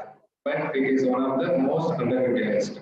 So it more than being 50% of population, less than 2% is consumed as nutrition. However, some countries have already started using these insects as a source of their nutrition. Mainly African countries, 30% of their nutrition is already coming from insect sources, and America is also catching up to it. And many other countries, including Europe and Australia, they have started consuming different kinds of insects as per their choices. And there are several agencies that are developing insects as per the requirement of end user. We will talk about that in the coming slides. So these are some of the common insects that's being used already. People consume grasshoppers, crickets, even ants, Galeria, silver pupae, all those things are already being consumed. So many other worms, butterflies. One worm which is being catching up very fast in the African countries is called the mopane worm. It's very easy to grow, and it completely grows on waste materials. Agricultural wastes are being used to grow these worms.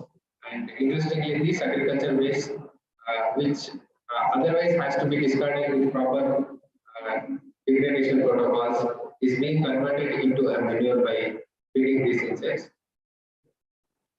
So we got a list of different organisms that's being consumed by different countries.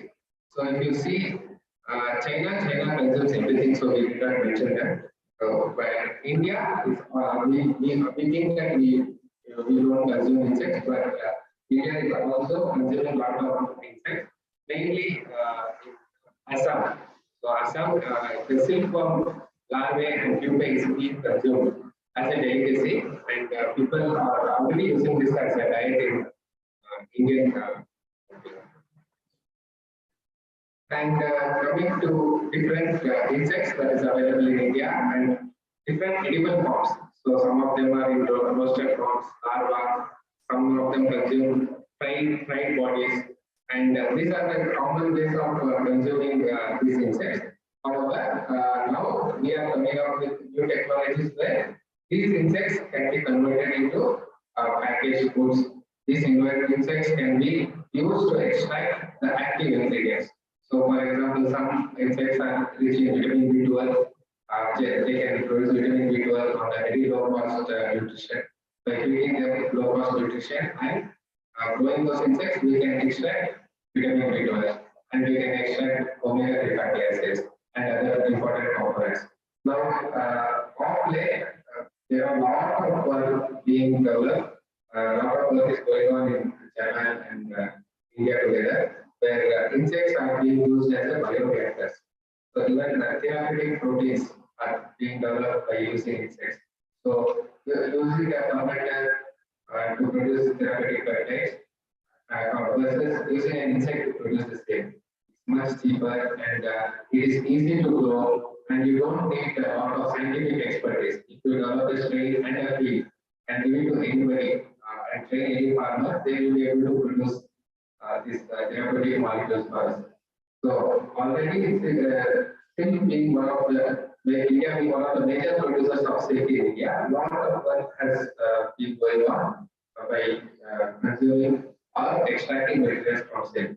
One of the interesting components that we already have started working and we established is that we all know that silkworms consume mulberry leaves. So mulberry leaves are used as anti-diabetic in traditional Chinese medicine. Even Japanese people consume green tea made up of mulberry leaves. So mulberry leaves has some interesting components which are anti-diabetic and anti-blood pressure. They are alpha-glucosidase inhibitors, which is available in mulberry leaf. Is also available in silkworms. By consuming silkworms, you get that. So you also get protein, fat, fiber. Along with that, you also get one DHA. So the first talk we were talking about different methods of extraction. So though mulberry has some anti-diabetic component, we need to extract it through some process. So this is one method where you can use insects to consume them, and these components get enriched within their body. So you don't need to extract. So this enrichment is also always an addition, and directly consuming of these insects gives you a lot of important components. Likewise, a lot of work is going on, like giving artificial diets. So conventionally, people are giving these leaves. By modifying the feed, we will be able to get the required output within the insects. So you see the protein content. So protein content of any insects. This take the pupa, which is the most consumed one. Most of the insects have pupa more protein content more than 50%. So all these insects are very rich in protein. And as I mentioned, not only the protein content, the amino acid profile of these proteins is very superior compared to vegetarian sources or even the meat sources that are here. So now how to use these insects in different edible forms. Now people are trying to work out different formulations, just trying to give different flavors that different insects give. For example, ants give almost every sweet flavor, whereas aquatic insects give a flavor of the fish, whereas termites give a nutty feeling. So whereas and mealworms give a feel of a whole meat. So people are trying to use this to their advantage to produce different flavors to get edible forms of these products. We already heard from our previous speaker that there is a lot of requirement of all these nutraceuticals in a palatable form. What happens most of the time, these things are not palatable. When you identify these the flavors, fragrances, and active ingredients, this can be converted into a very palatable and nutritious food. So, why insects should be used as a therapeutic food? So, it is low.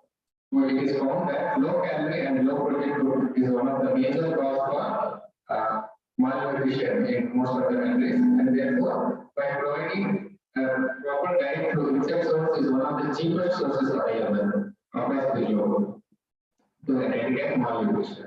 These are the nutritive value of certain selected insects have been depicted here. So all these are label claims that can go along with the product. So if you see anywhere this the profile of fat, fiber, and amino acid, the components like micronutrients and components like calcium, iron, zinc, these are very high in insect sources compared to any other sources. So these are some different insect sources that are being sold in the market. Most of these products are not in India; they are all in South Korea, Japan, Taiwan, African countries. So silkworm being India's center, silkworm is one of the most costliest food that is being sold. So we have been working a lot in silkworm as nutrition. So freeze-dried silkworms are in huge demand, and people also buy silkworms to feed their pets, their reptiles. In USA, people have the habit of having large lizards like alligators as their pets. So people use the silk. It is very easy to grow. They grow silkworms to feed their pets. So this is one of the important areas. And this freeze-dried silkworm is being sold at a very high price. Even a lot of research has been published by Japanese that silkworm, freeze-dried silkworm pupa can be used in space nutrition as well. So it is one of the very good potential sources. And not forgetting to mention that these lyophilized or freeze-dried silkworms are already proven to be anti-diabetic and anti-BP by virtue of being since they use vulgarities as one of the only source of nutrition. One of the good things about silkworm is they don't have multiple feeds. So there are only 4 types of seeds: Tassa, Eri, Yuga, and Mulberry. And all 4 insects consume different varieties of seed. And active ingredients of these materials are getting enriched into their worms. And we will be able to extract them. So now we have started working on Arjuna, one set of mulberries, one set of silkworms consume only Arjuna, and we want to extract arginolic acid after consumption of. And interestingly, if you take silk, these extracts can be done after production of silk. We don't disturb the sector. We feed them with different components. They also produce silk. After production of silk, whatever is left over, and these components are enriched in that insects, and we will be able to extract those active components. After extraction of active components, whatever is left over the cake, it is again rich in protein, which goes as a nutrition of our cake and the components. So these are different pupae, which is sold in the international market. So now, being food and nutrition students, it is very important for us to understand how to increase the nutritive value of this food and how to keep this food stable for a long time. So now people are coming with different delicacies. So I recently came across silkworm pupae with different flavors. Silkworm pupae being kept in brine solution. Silkworm pickles people are trying to do. So these are different market potential also available. If you see this silkworm pupae is a waste sector that has been thrown in our country, and it has huge potential. And one of the interesting insects that we again come across is Caladium melapella. Caladium melapella is also called as greater rat spark, and it is consumed as a delicacy, mostly in USA and UK. And we have come across several online portals where people are addicted to consuming these insects, And you need to cook your meal in advance. 1 week or 10 days prior to your requirement, you have to place an order and they will grow this insect and deliver it to you. And now one more interesting component of research product that is coming out of this product is people have now tried to develop artificial layer for growing this area. Normally, this is a pest that it's a pest that affects the honeybee. So it grows on honeybee combs. Now people are using honeybee combs as a layer to grow this. After extraction of honey, the comb which is left over can be used as a layer. Now people are using artificial layer. People are selling artificial layer also to grow these insects. So that these insects can be used for consumption. So coming up to the nutraceutical sector from the sericulture industry, which is our major focus. So most of us may know about this, but still for the benefit of people who have not heard about this industry, I have just not taking more time. I will just give a gist. You can see the cocoon, only 20% is converted into fabric. Remaining 80% is discarded as a waste. So after extraction of cocoon, whatever pupa is discarded, if you accumulate it, India produces 33,000 metric tons of this waste in a year. So for every 1,000 kgs of silk that is being produced, only 20% is converted into fabric, and 80% is discarded as waste. That is where we are working, where we are trying to work with several self-help groups. India has a segmented market. When you compare with advanced countries, even countries like China, where they have automated drilling industries, they produce tons of silk to find 1 second place. But in India, if you go to Ramnagar, Chikara, you will find a minimum 20,000 to 30,000 silk reelers. So these reelers produce 5 to 6 kgs of silk every day, and there proper training is required for them to collect them and dry and process it in a hygienic way, so that it is best suited for extraction of omega-3 or for consumption of edibles or drugs.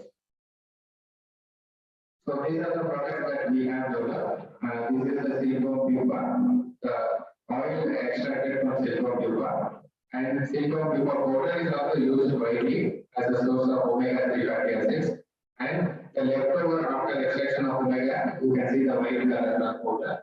So these are the 3 important products that we standardize to supercritical fluid extraction technology. And interestingly, you see the omega-3 fatty acid content of silk is the highest of the acid. We have been able to get up to 75% of omega-3 fatty acid from silk pupa through supercritical fluid extraction technology. And even the waste that is left over after extraction of omega-3 is rich in protein, and the protein content is more than 65%. And one of the most important components is the leftover cake is rich in quercetin and gamma-aminobutyric acid and alpha-glucosidobutyrate 1-deoxynucleic acid. These are the benefits of silk pupa as a protein source. This is the waste out of waste after extraction of food. Now, as I mentioned earlier, it is not easy to convince Indian population, at least, to tell them to consume a protein or omega-3 coming from insect source. That's where we slightly diverted our field, and we started producing feed supplements for poultry.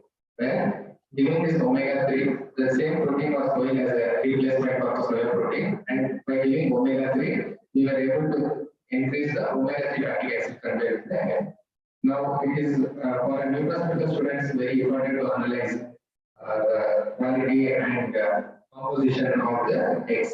See, if you take the example of an egg, on an average, we need about 250 to 500 mg of omega-3 fatty acid per day, depending on the age. And this to obtain so much of eggs, suppose 500 mg of omega-3 fatty acid, but one has to consume 10 eggs per day. And this is not possible to consume 10 eggs per day because it will have other adverse effects, because it may lead to high cholesterol, high protein content, and all those things. Therefore, by changing the feed, by giving omega-3 fatty acid to the poultry, we are able to increase the omega-3 content in the egg. So each egg can go up to 250 to 300 mg of omega-3. So by consuming only one single egg, you will be able to get omega-3 content, which is equivalent to that of 6x. This is one product that is already in market. And likewise, here we can produce different components, like we also produce in the areas of Karnataka first batch. So during that project, we produced even lutein in the egg. We were able to extract lutein from marigold plant waste along with omega-3 fatty acids. So that our egg gets enriched with both lutein and omega. So omega the first speaker was talking about the stable omega-3 fatty acid content. Well, this is one source where we have omega-3 fatty acids and lutein, which is obtained directly from the animal, and you can consume the fish. And we also get some studies about boiling and it resists heat also. So if you see the simple mathematics, 80% of total silk industry is composed of waste material, that is silk pupa, and it provides employment to more than 8 million people. But out of this, more than 40% are women. Sericulture, especially in Karnataka, is mostly done by women entrepreneurs. And by giving this product or converting omega-3 from waste silk pupa, we will be giving 30% additional revenue for the silk farmers. So, and we do this procurement through self-help groups, that is self-help groups collect this waste, and we give them about 70 to 80 rupees per kg of the waste pupa. That is ideally we discussed earlier. So from simple mathematical calculation, if you see, if we are able to have a technology where if we are able to collect all the waste and convert it to omega-3 fatty acids, we will be able to gather more than 9 billion children of the entire year from the omega-3 fatty acids. So that is the potential that this particular enzyme has, that is the form of waste material. And one of the new sources that people are exploring about insects is, as I mentioned to you earlier, insects are used as a biochemical to produce various peptides and therapeutic molecules, and insects are also being used as a substrate to grow different mushrooms. And the one particular mushroom called cordyceps, and there are several other mushrooms which are entomopathogenic, and it was only on insects. So we have different sources, different mushrooms are being grown on different insect sources, especially silkworm larvae or any other insect, we will be able to produce much high quality. These particular mushrooms are sold at more than 1 lakh rupees per kg. There is one particular variety called Cordyceps sinensis. The international market went up to $1 lakh US to import that. So you can imagine 1 lakh is about 75 to 80 lakhs was the cost of this mushroom. And the insects can be a substrate for growing these mushrooms also. So these are some of the different varieties of mushrooms that are being grown. And this is about the Nutraceutical part of our company that I wanted to share our experiences. In addition to that, during COVID, we were able to acquire a company which was a subsidiary of UK-based firm, where we wanted to plan a virtual visit 2 months back. So if anybody is interested, our offline is open. Students are welcome to visit our facility. There we also have this is a totally different segment. We don't come to have human insects and animal everything in one campus. So we acquired our own company called Cellulose Kitchen Private Limited. So it's a subsidiary of UK firm, where the firm was producing long shelf life chapatis. During COVID time, we launched this as a product because of transportation and other issues. We produced chapatis made up of millets also. So as we all know that next year is being announced as a millet year, so we have come up with chapatis which have low GI. So we all know that at the moment anybody is not well or want to reduce weight or diabetic, we immediately shift to chapati, which is made up of wheat, which is not correct. The chapatis are also rich in carbohydrate, and the GI, glycemic index of chapati is also high. So there is a need for alternatives. Now we have come up with a product, millet chapati. So millet chapatis with 6 months shelf life we have come up now. So these chapatis don't have it, and their GI is much lower than conventional chapatis, and it can be consumed by diabetic people also. This is one product that we have come up. This is the state-of-the-art facility that we have in Gorbalapur industrial area. During COVID time, we also launched this product to Honorable DCM, Dr. Ashwat Narayana. So Dr. Ashwat Narayana launched 2 of our products, Bean Roti and Bean Drops. So we collected all the herbs that were recommended by Ayush department. All 15 herbs recommended by Ayush department. They are extracted through supercritical fluid extraction technology, and we incorporated them in this chapati. By consuming 3 chapatis, you get all the herbs required. So this product we were able to launch.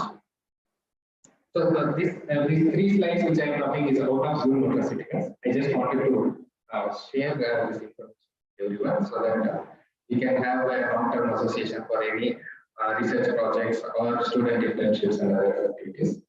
So this is the nutraceutical chapati made up of wheat and lot of herbs, supercritical herbs.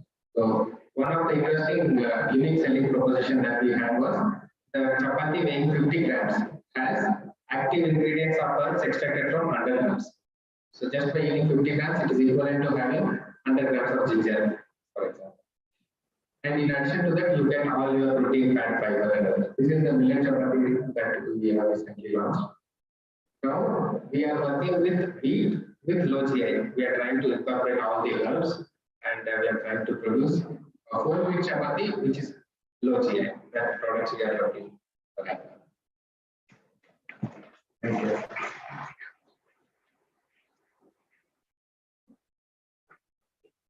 Any questions you can ask me now about the program.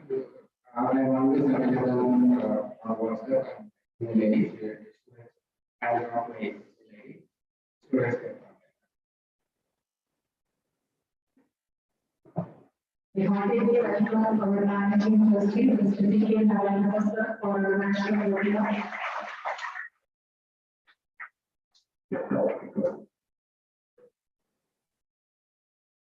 Thank you so much, sir. It was an excellent presentation. You have mentioned the opportunities for the students in Zoom Nutraceuticals, especially insect. Many people who you are not aware of it, sir, have told about it clearly. And so many latest information we came to know today from your presentation. Not only students, even teachers, we have learned so many things from you, sir. Thank you so much. I was so surprised to know the flavor of insects can taste like fruit and vegetable sauces. Really, I was so surprised, sir. The information was too good. Thank you so much. Thanks for accepting our invitation, and thanks for being with us today for the our national seminar. I request Mr. T.K. Narayana sir to honor Mr. Srinivas sir as a token of our appreciation and gratitude.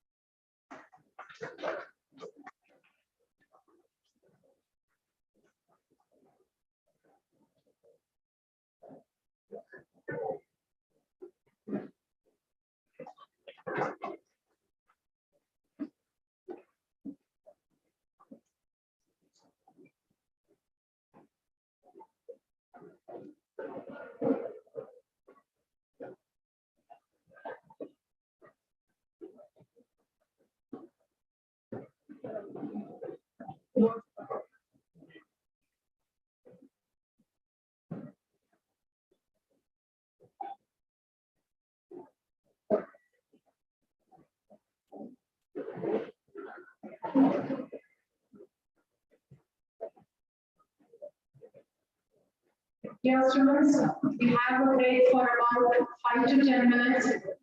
No need to move from your place. Refreshments will be served at your place. Our fourth speaker is ready with us. We can start after 10 minutes.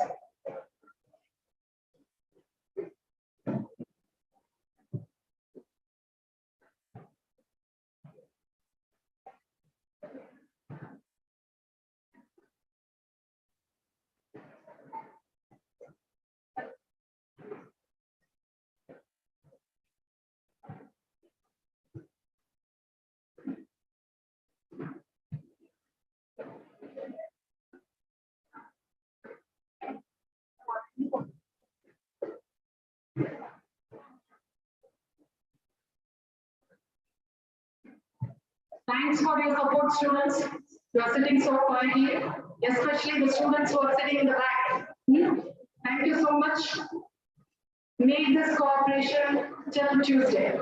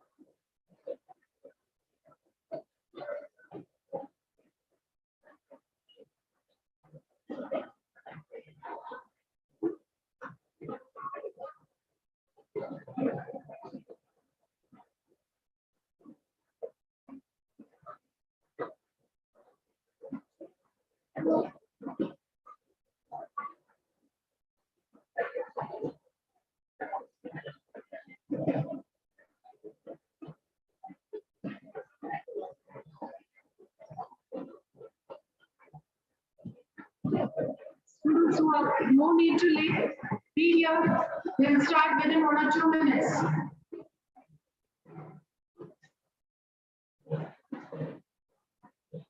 Volunteers, please ask the students to come and be seated here.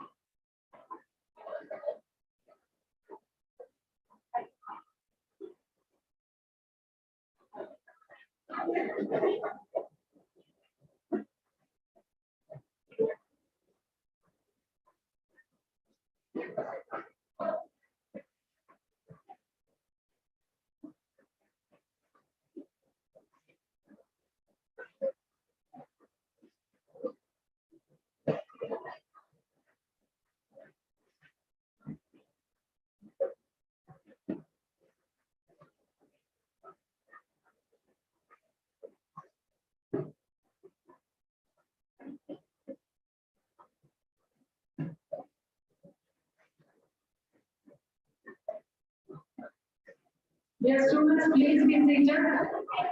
We are going to start the next session.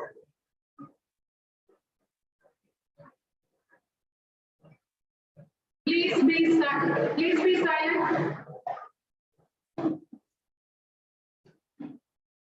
Please be seated.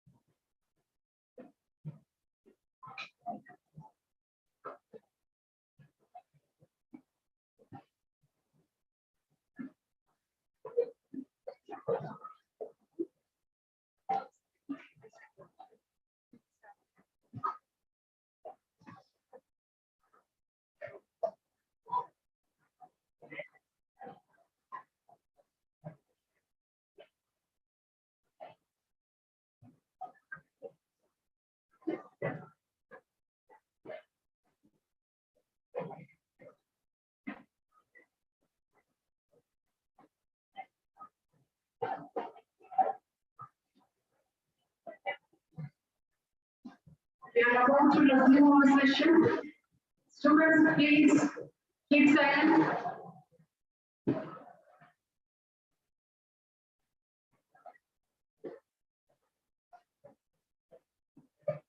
Those who are standing on the back, please be seated.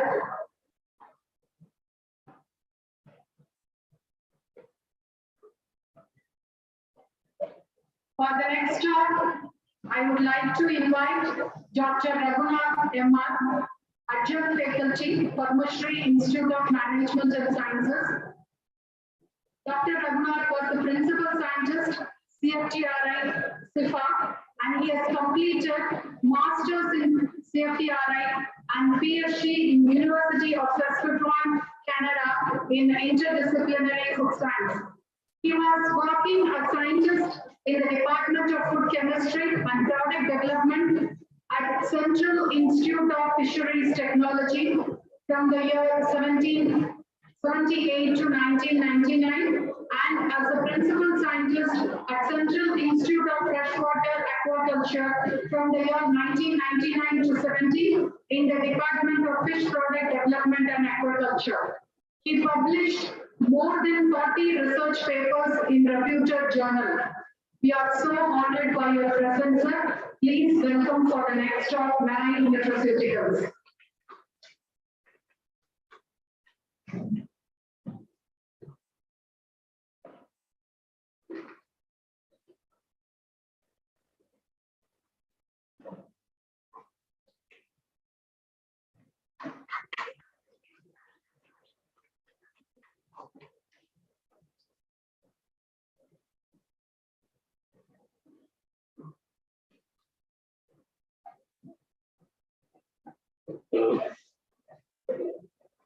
Am I audible?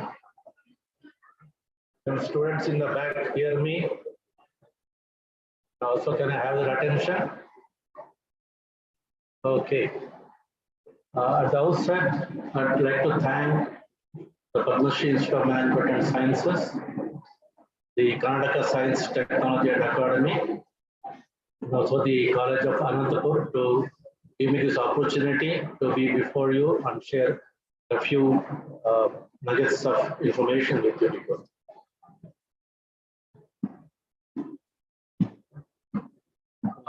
I would also like to thank Dr. Anuradha Madam for allowing me to choose a topic which is very much close to my heart, namely the marine nutraceuticals. Let us go into the subject proper.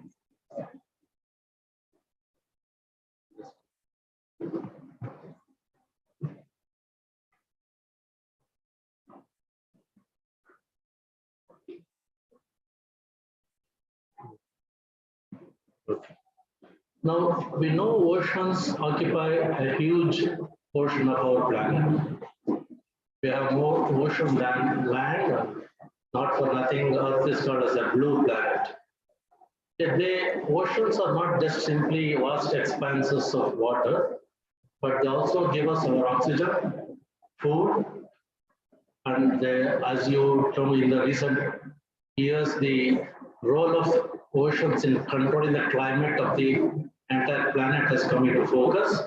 And for the last maybe 2 decades, oceans have also come to be known very much for the drugs and nutraceuticals they are providing to the huge human population. Now, a quick recap between the difference between drugs and nutraceuticals, which may be sort of a repetition. Drugs are, of course, specific.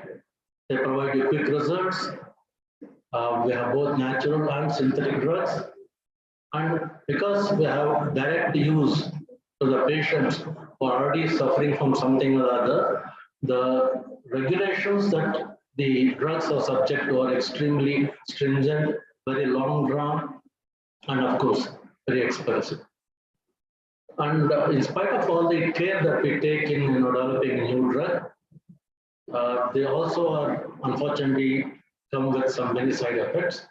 And we also have issues with IPR, and the pharmaceutical company invests in millions of dollars or rupees to develop a new thing, and then only to be told that now it's become a generic and anybody can produce, and all those issues are also coming to fore.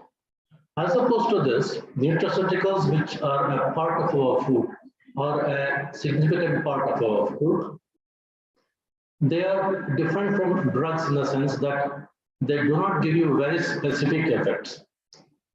They give you a generalized effect, like boosting immunity. Now that is a big area, okay? And it may not require very quick results, so you require to take the nutraceuticals for a long time. And because they have already been used for, traditionally as a part of our food, they do not have the same kind of stringent regulatory regime, and so it's easier. And of course, the use of nutraceuticals has gone up recently, especially during the COVID times, and also because the modern sedentary lifestyles that we lead, which is full of stress, demands that we have much healthier lifestyles than what we had before. And a lot of research nowadays is centered on becoming a healthy individual and healthy society rather than treating a disease. So people have become more aware that we should be leading a healthy life rather than going on a day-to-day basis or on a ad hoc basis to the doctor. Okay, I'm suffering from this, so please cure me. So it's more of a general lifestyle now. Now, coming to marine ecosystems, the blue planet that we have, it's extremely diverse. Although you may think that the entire ocean is nothing but a big expanse of water, it is not so. Okay, it's highly diverse, not only in terms of the various taxonomical system that we have, animals, plants, different phyla, entire kingdoms are represented. Numbers wise, it's a huge, distances, anything that you have on the land system. And they also have an enormous variety of bioactive molecules. So much so that now they have been touted as the natural medicine chest for the new millennium. Now, I just wanted to take a step backwards or sidewards to show you how is this so? How has this come about? For that, I need to go to the very first slide. Please read what is written there. Nothing in biology makes sense except in the light of evolution. This was told by a very famous evolutionary biologist, Dr. Shamsky. And what you understand by this is that evolution, how does it progress? It progresses by, of course, new species coming into being. And why do new species coming into being? They respond to environmental challenges, they adapt themselves to new variety of environments. And marine environment is something which is totally diverse. It has very, very cold regions and extremely hot regions where temperature of the water can go beyond 100 degrees centigrade. Very nutritionally sparse regions where the ocean becomes blue and often called as a blue desert, to extremely rich nutrient-laden waters which drive a huge variety and plethora of life. So when you have such a wide variety of environment there, it's natural that we have a huge diverse life forms, and diverse life forms would produce all these variety of biomarkers. Now, natural nutraceuticals are, of course, able to improve the quality of life and even do some prevention measures. And most often, they don't have any side effects and allow you to lead a healthy lifestyle. And if you look at the kind of things that produce these the treasure chest of medicines in the oceans, we have all sorts of things: fish, crustaceans, algae, mollusks, sponges, actinomycetes, fungi, microorganisms have all served as the sources of these medicines.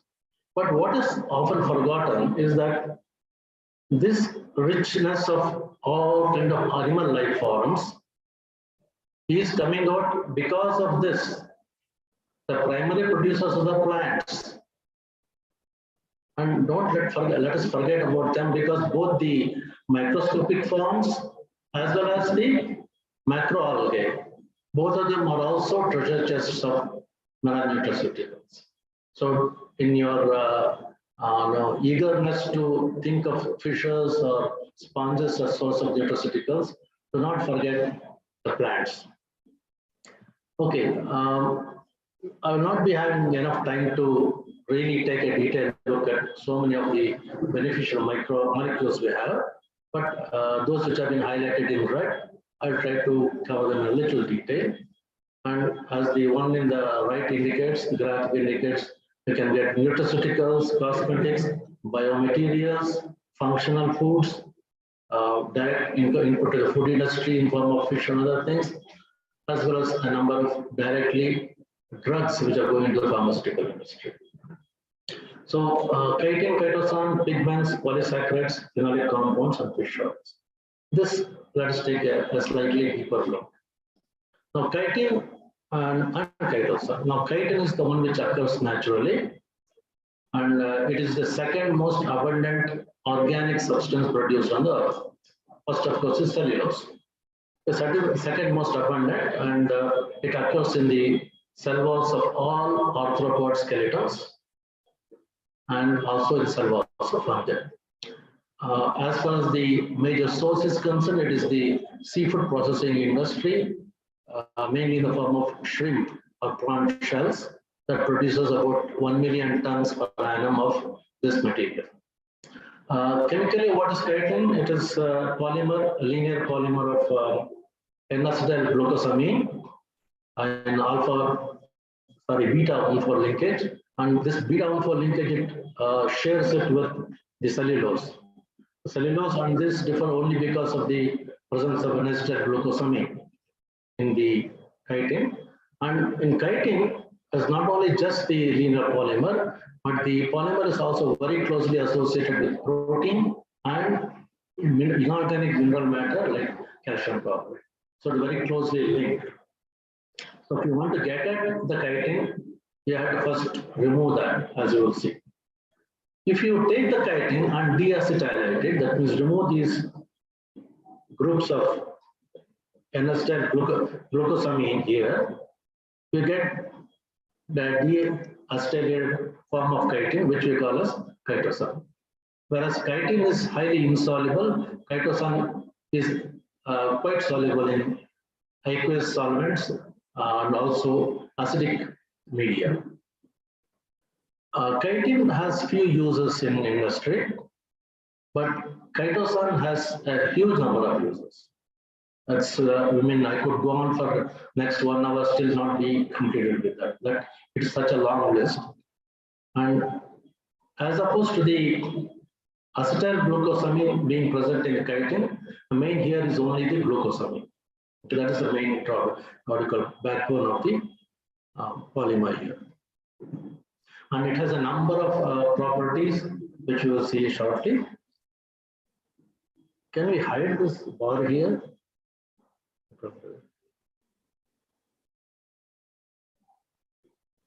Okay.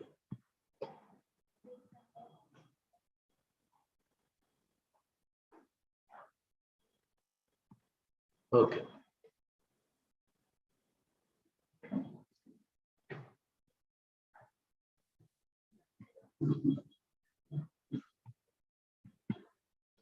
Now, how do we produce chitin from the short information shells? Let's take a brief look. So far, the main route for producing chitin is the so-called chemical route. And this is the predominant form of production of chitin in the world. And how does it work? We take the crustacean shells, shrimp shells from the processing industries. As I told you, the chitin is closely associated with protein and also mineral matter. So the first thing they do is to remove the mineral matter by reacting it with hydrochloric acid. Okay, so the calcium, because it's mostly calcium carbonate or calcium phosphate, it becomes salts and then it is taken away. And then the next step is deproteinization. So the same material, after having been rid of its mineral components, is now treated with a fairly concentrated form of alkali, and that dissolves all the proteins. So now we have chitin, which is free from both the mineral matter as well as the proteins, and that is our starting material for chitin. If you have started with the squid pen, the squid pen is a very pure form of chitin, which doesn't have much mineral matter. It's almost pure chitin except for the protein part of it. So the protein part can be easily got rid of by alkali extraction. And then we have chitin. Now, chitin can be treated in a number of different ways. First, of course, is to hydrolyze to either the backbone form of the monomer unit of glucosamine, or more importantly, what we do is to produce various molecular weights or various oligomers of chitin, which they call as chito-oligomers. The other way you can do is to take the chitin and react it with the carboxymethyl cellulose to form carboxymethyl chitin. And the main thing they do is now, of course, to deacetylate. That means remove the acetyl part of the molecule, because chitin, as I told you, it is not a very highly useful molecule, but chitosan is.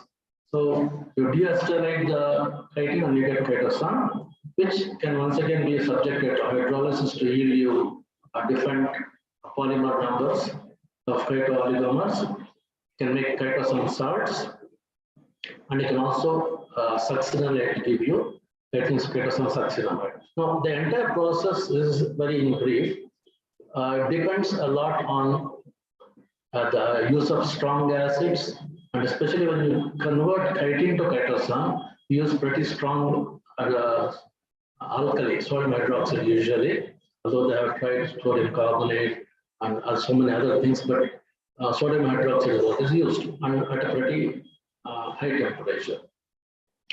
Although you can deacetylate using hydrochloric acid, the problem with this, it leads more to depolymerization. So we do not want the linear polymer to be disturbed. So the way of doing it, deacetylation, is to use alkaline hydrolysis.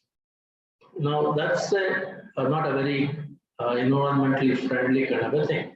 Not only do we get a lot of corrosive chemicals as a side product, but we also need to deal with the fact that there's a lot of energy requirements. So as opposed to this, we have the green route where we use enzymes. And there you can see on the right, the crustacean shells are demineralized using organic acids.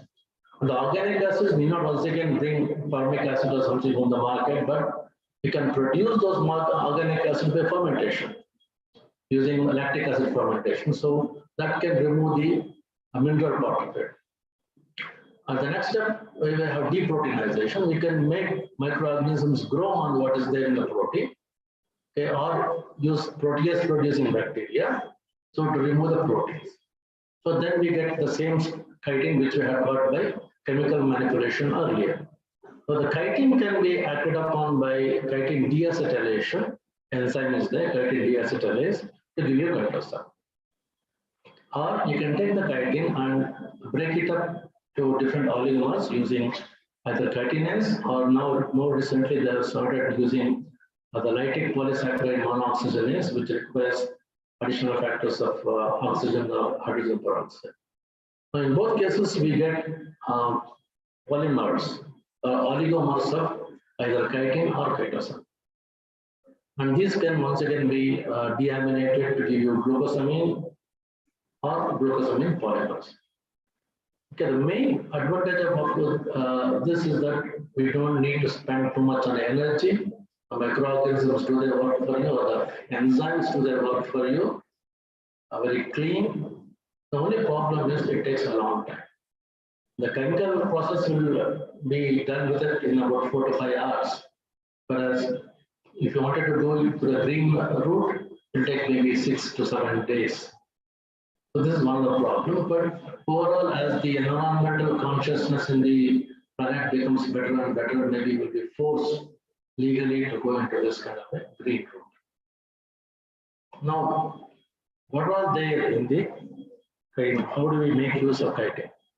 As I told, it's a very long list, so I'm just going to give you a hint of what all things you can use for it.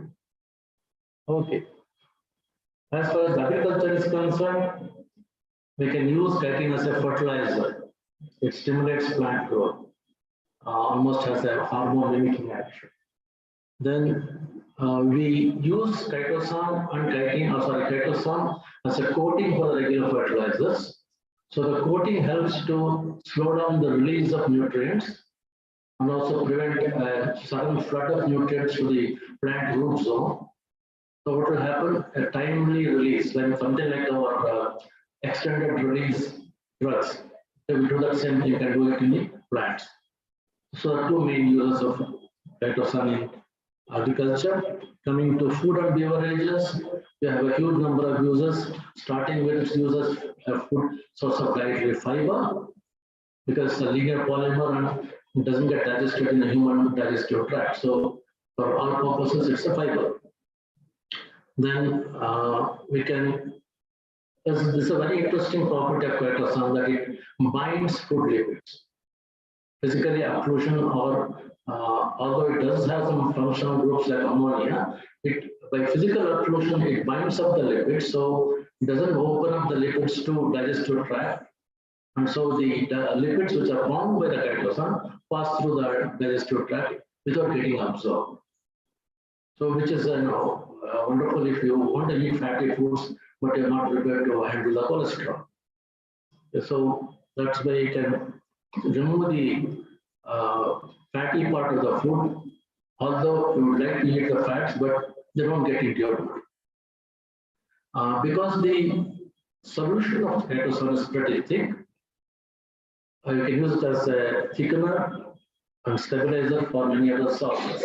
Remember that chitosan is soluble in acidic aqueous solution, so things like various sauces for either vegetable-based sauce or non-vegetarian sauces, you can use it as a thickener.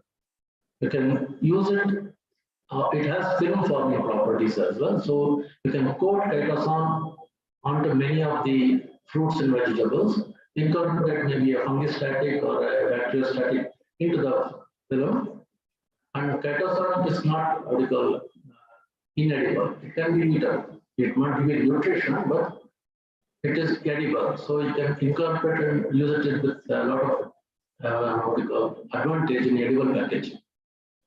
So that is another part. And of course, chitosan is also having antibacteriostatic, antifungal properties. You can also use it as a food preservative. It's very few chemicals have this kind of a wide variety of uses in food science. And of course, cosmetics and toiletries. Surprisingly, chitin and chitosan can be used in a number of ways. It can go into chewing gums and toothpaste. It can be used as I told you, it's has a film forming ability. So along with collagen and chitosan, or with chitosan alone, you can form a film which can substitute work as a substitute for burn victims to give you a temporary skin until the regular skin comes up. So that is a, and also you can use chitosan or chitin as a scaffold material when you want to do bone grafts. It can reduce static electricity, so you can get it in your shampoos. Improves suppleness of hair, so interesting things for teenagers and other people. It can even go into acne treatment. How about that? A problem which is common to a lot of our teenagers, acne. You can use chitosan. Okay, so and maintain skin moisture, means moisturizing lotions can also have chitosan.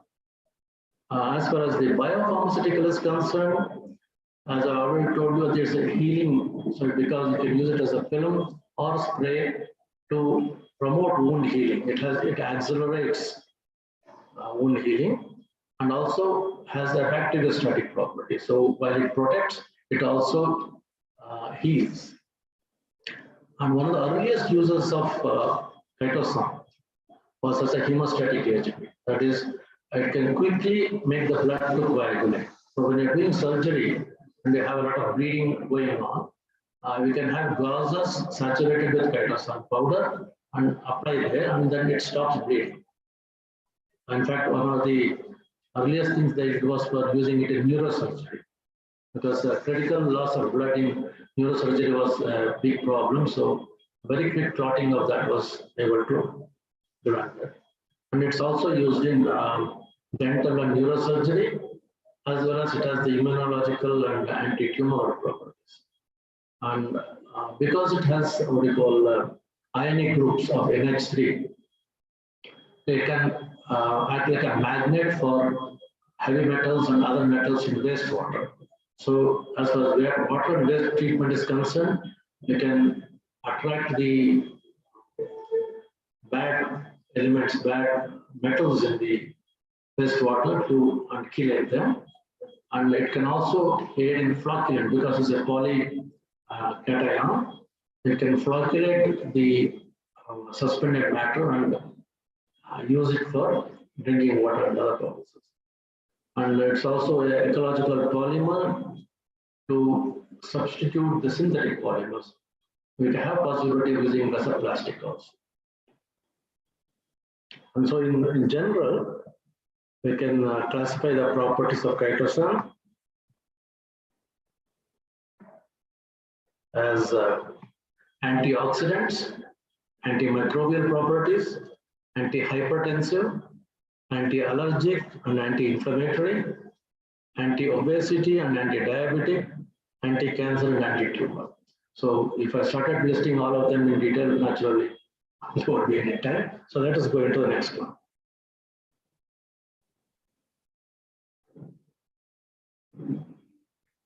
Okay, now let us get into studying about other beneficial molecules, of which we will deal with pigments, polysaccharides, and phenolic compounds. Now, each of these, whether especially from marine macroalgae, that is the seaweeds, okay, they are sources of pigments like carotenoids, chlorophylls, and phycobilic proteins. There are also sources of polysaccharides like the fucodians, laminarians, alginates, carrageenan, and ulva, and phenolic compounds, which have the flavonoids and fluorotannins. And each of those, as you can see, there is a big list of the nutraceutical properties that they will be able to give you. Starting from anti-inflammatory, antifungal, you name it, they almost have it. Okay? So it's even if I just start to read it out, it will take me a long time. So I'm sure you can read it yourselves. So dealing with some of the individual ones,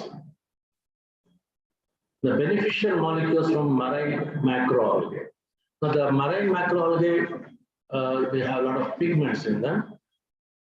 They come from basically three families: the Chlorophyceae, which the green algae, Rhodophyceae, the red algae, and the Phaeophyceae, the brown algae. Looking at the chemical components, we have in them the carotenoids, chlorophylls, and phycobilic proteins. Among the carotenoids, we can usually use it as classify them into the unsaturated hydrocarbons like the familiar alpha carotene, beta carotene, and lycopene. And among the oxygenated forms of the carotenoids, we have the xanthophylls, especially the astaxanthin and fucoxanthin, lutein, which I think my previous speaker was referring to, and we have canaxanthins, beta-cryptoxanthin, and zeaxanthin, a wide variety of pigments there, carotenoid pigments. And many of these, especially the astaxanthin, which is a very commonplace in marine pigments, and as well as fucoxanthin, they have a very interesting nutraceutical properties of being antioxidants, preventing macular degeneration in the eyes, anti-tumor, anti-inflammatory, anti-cancer, anti-obesity, and also a neuroprotective agent. Okay, and you can see the algal source here, the pigments of some of the structures already there, and as well as their properties. And they have been used already in pharmaceuticals as functional foods and also in cosmetics applications. This is already being done.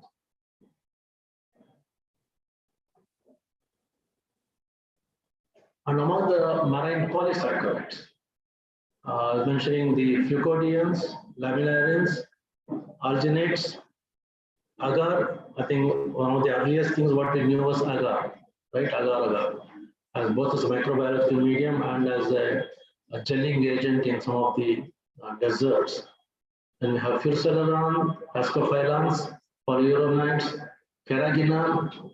Carrageenan used to be used as a gum and stabilizing agent in ice creams, perhaps a decade back. Now it's no longer used.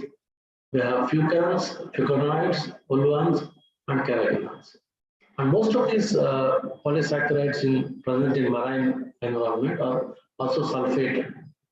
Okay, and they are considered to be more safer and less expensive when compared to other polysaccharides, glycogen.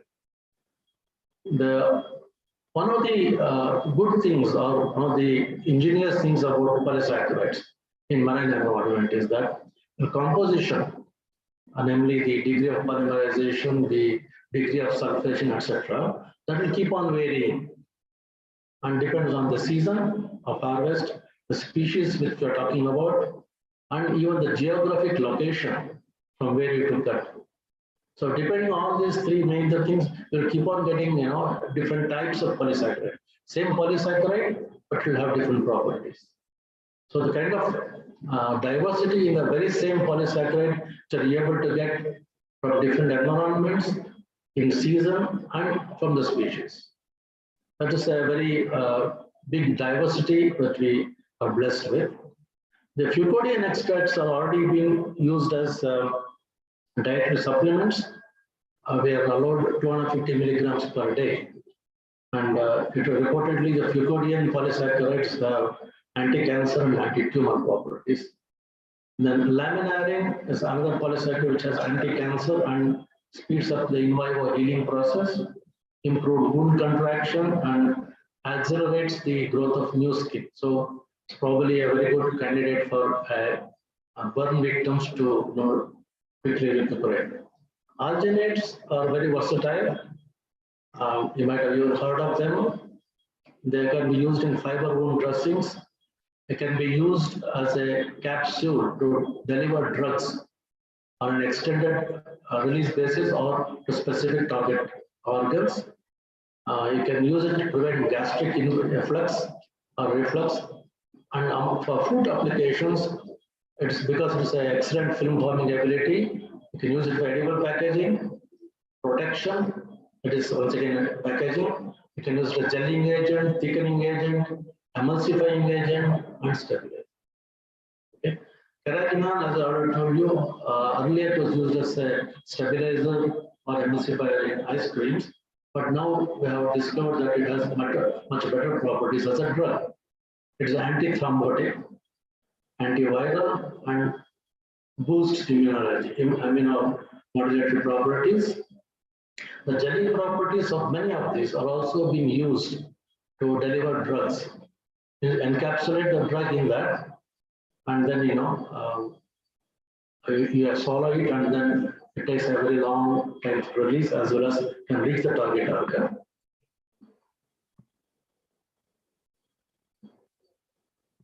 And the last one, but not the least, is the wool ones, which have antioxidants properties, antiviral, anti-cancer, immunomodulation, and anti-hyperlipidemia. And it supposedly modulates the cellular signaling processes in both animal and plant systems. So it has a very wide variety of things we are dealing with here. Okay, now we come to my favorite topic, which is fish oils. Now, fish oils, as you would know, many of you, that it is a wonderful source of PUFA. Dr. Shreen was already telling you about omega-3 fatty acids. The original discovery of omega-3 fatty acids, of course, came from fish oils. Now, it doesn't mean that fish oils alone, all of it is PUFA. You do also have some saturated fatty acids and monounsaturated fatty acids. MUFA, as you know, is already becoming important as some of the medicinal properties, but the center stage of attention in fish oils is held, of course, by PUFA. And of the PUFA, it is the latter two, EPA and DHA. Eicosapentaenoic acid, C25, and docosahexaenoic acid, C22,6. These are the major things occur almost up to 1/3 of the fish oil. And apart from this, we also have minor components like vitamins, minerals, pigments, sterols, and polyphenols.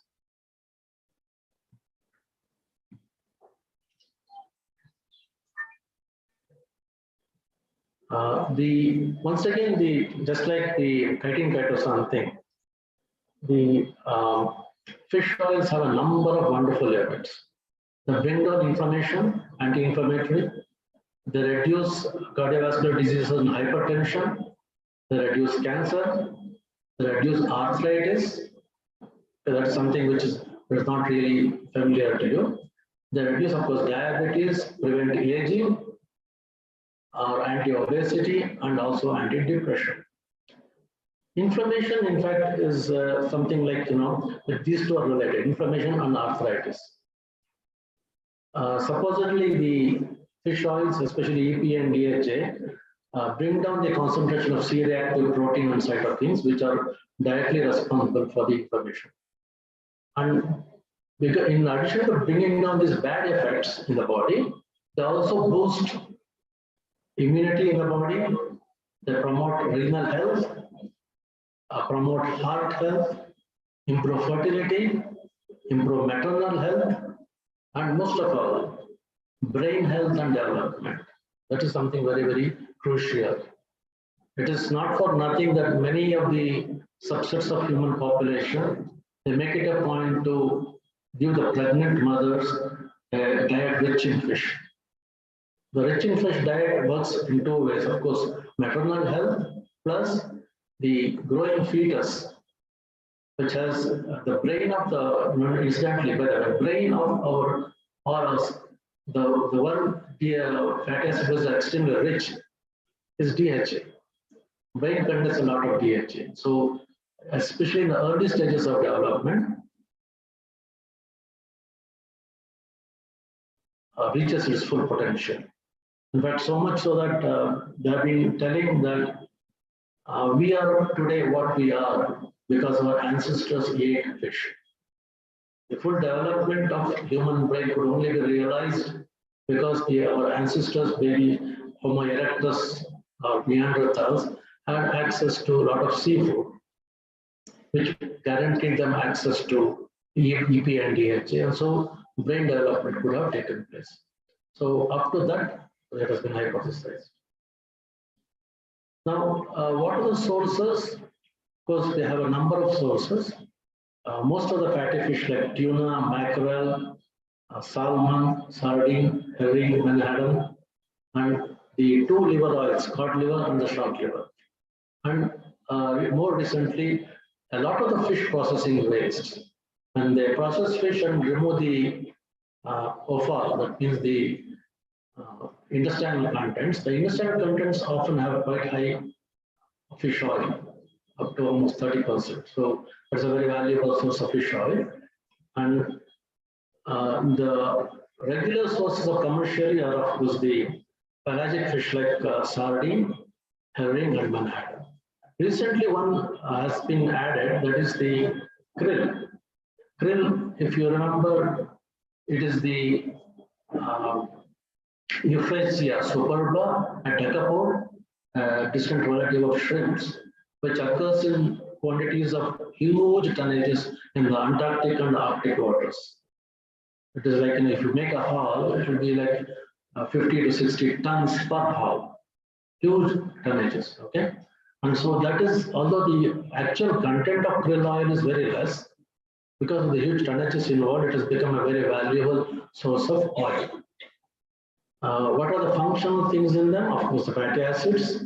Vitamins A, D, and E are rich in all fish oils, especially the shark liver. It contains shockingly high quantities of vitamin A, 9,000 international units per gram of the oil, which means you will not be able to eat or ingest this as such. If you eat even 1 gram of shark liver oil, you will not be benefited, you will actually come down with vitamin A toxicosis. So that rich it is. So usually when they use this in pharmaceuticals, they dilute it to vegetable oil and then only they are able to use it. Okay, and then not only the fish oils, but even marine algae like Caulerpa, Hulva, Wakame, Kombu. These are also good sources of vitamin A. So we can circumvent the one step in the food chain and go directly to the primary producers and get vitamin A from them. Then they have the pigments, which I already told you about, carotenoids and astaxanthin. Then the benefits to human health, I think you can read it yourself. But I would like to give you some additional information about the krill oil. Now, krill oil is very unique in the sense that when you usually take a regular oil, they have triglycerides and then the sterols, and then you have the phospholipids. Usually the triglycerides tend to be the predominant fraction in the oil, but in krill, it is ulta. Okay, the phospholipids are the major components of krill oil. Up to almost 40 to 80% of the krill oil consists of phospholipids. Now, phospholipids have their own benefits, being very good in anti-dyslipidemia and also anti-PMS, post-menstrual syndrome. And one very good thing is that preferentially get incorporated into the beneficial form of cholesterol, HDL. Okay, you know that HDL is beneficial and LDL is not so. Phospholipids get directly incorporated into the HDL. And you can be using phospholipids also, as you would know. This is our, what you call, the surface active agents, right? They have the, what you call, the hydrophobic and hydrophilic parts in the molecule. So you can use the phospholipids as a covering substance to encapsulate hydrophilic anti-cancer drugs. Okay, usually we think the other way around. We try to incorporate lipid compounds in an envelope and then deliver it, like what we did earlier, that using the arginates or carrageenans. But here you can do the reverse. You can incorporate hydrophilic anti-cancer compounds and put it in a phospholipid encapsulation and deliver it to the target organ. And of course, phospholipids are excellent food emulsifiers. Vitamin E also happens to be a major component of crude fish oils. In fact, most crude oils, I would say.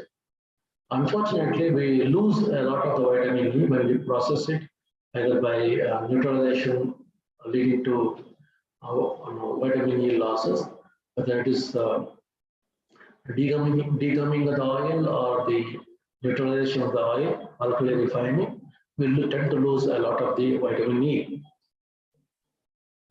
This was just, I think, to show you how the fish oil is extracted.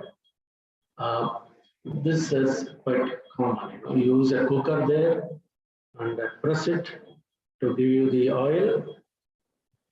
Okay, and then it goes to a decanter to separate the oil and the water. The cooked water of the fish was is separated and concentrated and added back to the fish meal, which is a very high protein, with a very high biological value on PER. The oil in turn is, of course, goes into for further refining. One of the ways in which we need to concentrate is that sometimes we're not satisfied with the 30% concentration of EP and DHAs present in the fish oil. So when you want to boost it up further, we use a process called as short path molecular distillation. That is a schematic of that. And both fish oil as well as methyl estrus or ethyl estrus of fatty acids can be used for this. People have also tried to use supercritical fuel extraction, chromatography for suppression or concentration of EP and DHA from fish oils. But more recently, we have several patented methods where we selectively target only the last N3 portion of the glycerol, which usually has the unsaturated fatty acids, to get the rest of the thing out. Quickly, minerals is minerals, calcium in the form of calcium carbonate in the seashells, and calcium in the form of calcium phosphate in fish bones. Both have been extracted, then subjected to refining by high temperatures and used as calcium supplements. In addition, especially when you use fish bones, there's an extended form of calcium phosphate, tricalcium phosphate, much more easily available. And then we have other things like magnesium, zinc, selenium, iodine, and especially some of the macroalgae. Okay, they also happen to be very rich sources of minerals, especially iodine. Vitamins, I think I already told you about A, D, E, and surprisingly, vitamin K and B12 are also extremely rich in fish muscle. Especially the dark meat, which tends to be thrown away, especially if you're doing tuna processing, the red meat is becomes a waste product. They use only the white meat, and the red meat has much higher concentrations of vitamin B12 than the white meat. So it can be a source of vitamin B12. Then one new thing which has now been come about is dopamine. Dopamine is, is a neuroendocrine transmitter, and it's also used currently as a drug. Very interestingly, the cephalopods, that is your squid, octopus, cuttlefish, I think some of you may know that when they're threatened, these organisms, they will squirt very dark liquid called as the ink. So they use that as a camouflage. So suddenly they squirt the ink, the entire water becomes cloudy and dark, and in the cover of the darkness they will escape. So this particular squid ink was known to be having some traditional medicine properties in Japanese and in Chinese folklore, folk medicines, and they later on discovered that it also contains dopamine. So it's a natural source of dopamine, and the squid ink, in addition, also has antiretroviral and antimicrobial activities. And then we have the last but not least, collagen and gelatin. So usually collagen and gelatin are sourced from either bovine or porcine sources. Now to both these sources, people have objections. Bovine source means, in India we don't look upon that as a good source, and porcine means the Muslim population would naturally having objections to that. So one alternative source for collagen and gelatin is, of course, the marine sources, especially the fish. The swimming bladder of fish is almost pure collagen. And collagen is, as you know, a very high molecular weight, highly insoluble material. But you give it some moist heat, it will become the familiar gelatin, which is often used as a gelling agent, as in desserts, ice creams, and so on and so forth. Marine sourced gelatin has some peculiar properties. It doesn't gel as nicely as the regular source. Usually gives a viscous solution, but that itself can have some of the advantages.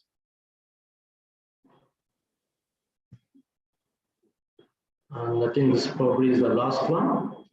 We can obtain bioactive peptides by acting upon the marine proteins with various enzymes. This is the general concept that you take a protein, you get it acted upon by a number of proteases to various extents, and inevitably will be leading or landing up with many of the peptides which have biological activity. Some of the major things which have happened are the AS inhibitory, angiotensin converting enzyme, that is inhibited by a number of these peptides. And the structures are already laid out there. And this is not exactly an exclusive domain of marine nutraceuticals. You can pretty much take any protein, digest it with many of the proteases available and still end up with a wide variety. But this is also one of the things which is being looked at. So thank you very much for patiently listening.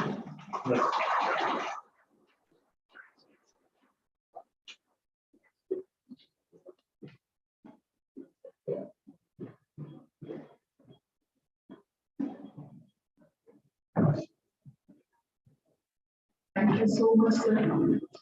It was so detailed and elaborate, and hope many of our students, especially MO and food and nutrition students, have listened to sir class. I think 2-3 years back, even I have attended class along with the students. I was astonished by the information he has given. It was so detailed. Yeah, today you have shared your knowledge towards the topic, sir, marine nutraceuticals. It was excellent. Thank you so much, sir. Thanks for being with us today. Thanks for accepting our invitation. I request our principal madam, Dr. M. Adulata, to present to honor sir.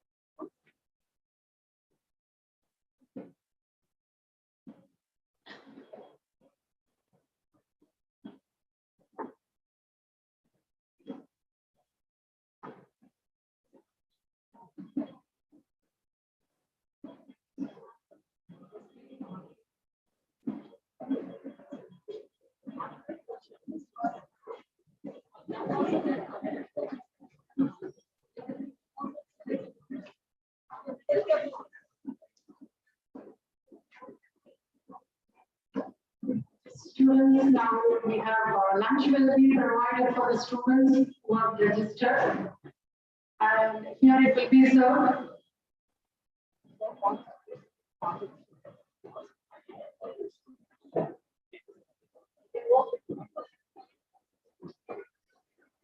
Dr. Raghunath sir, he wants to meet his project students. Please, after this, please meet sir. We can start the program afternoon session by 1:30. Please assemble by exactly 1:30. We have 2 talks and 1 virtual industry visit is there. So please students be here by exactly 1:30. Now you can discuss for lunch. Yeah, on the right side here. For you it's left side. Yes. Thank you.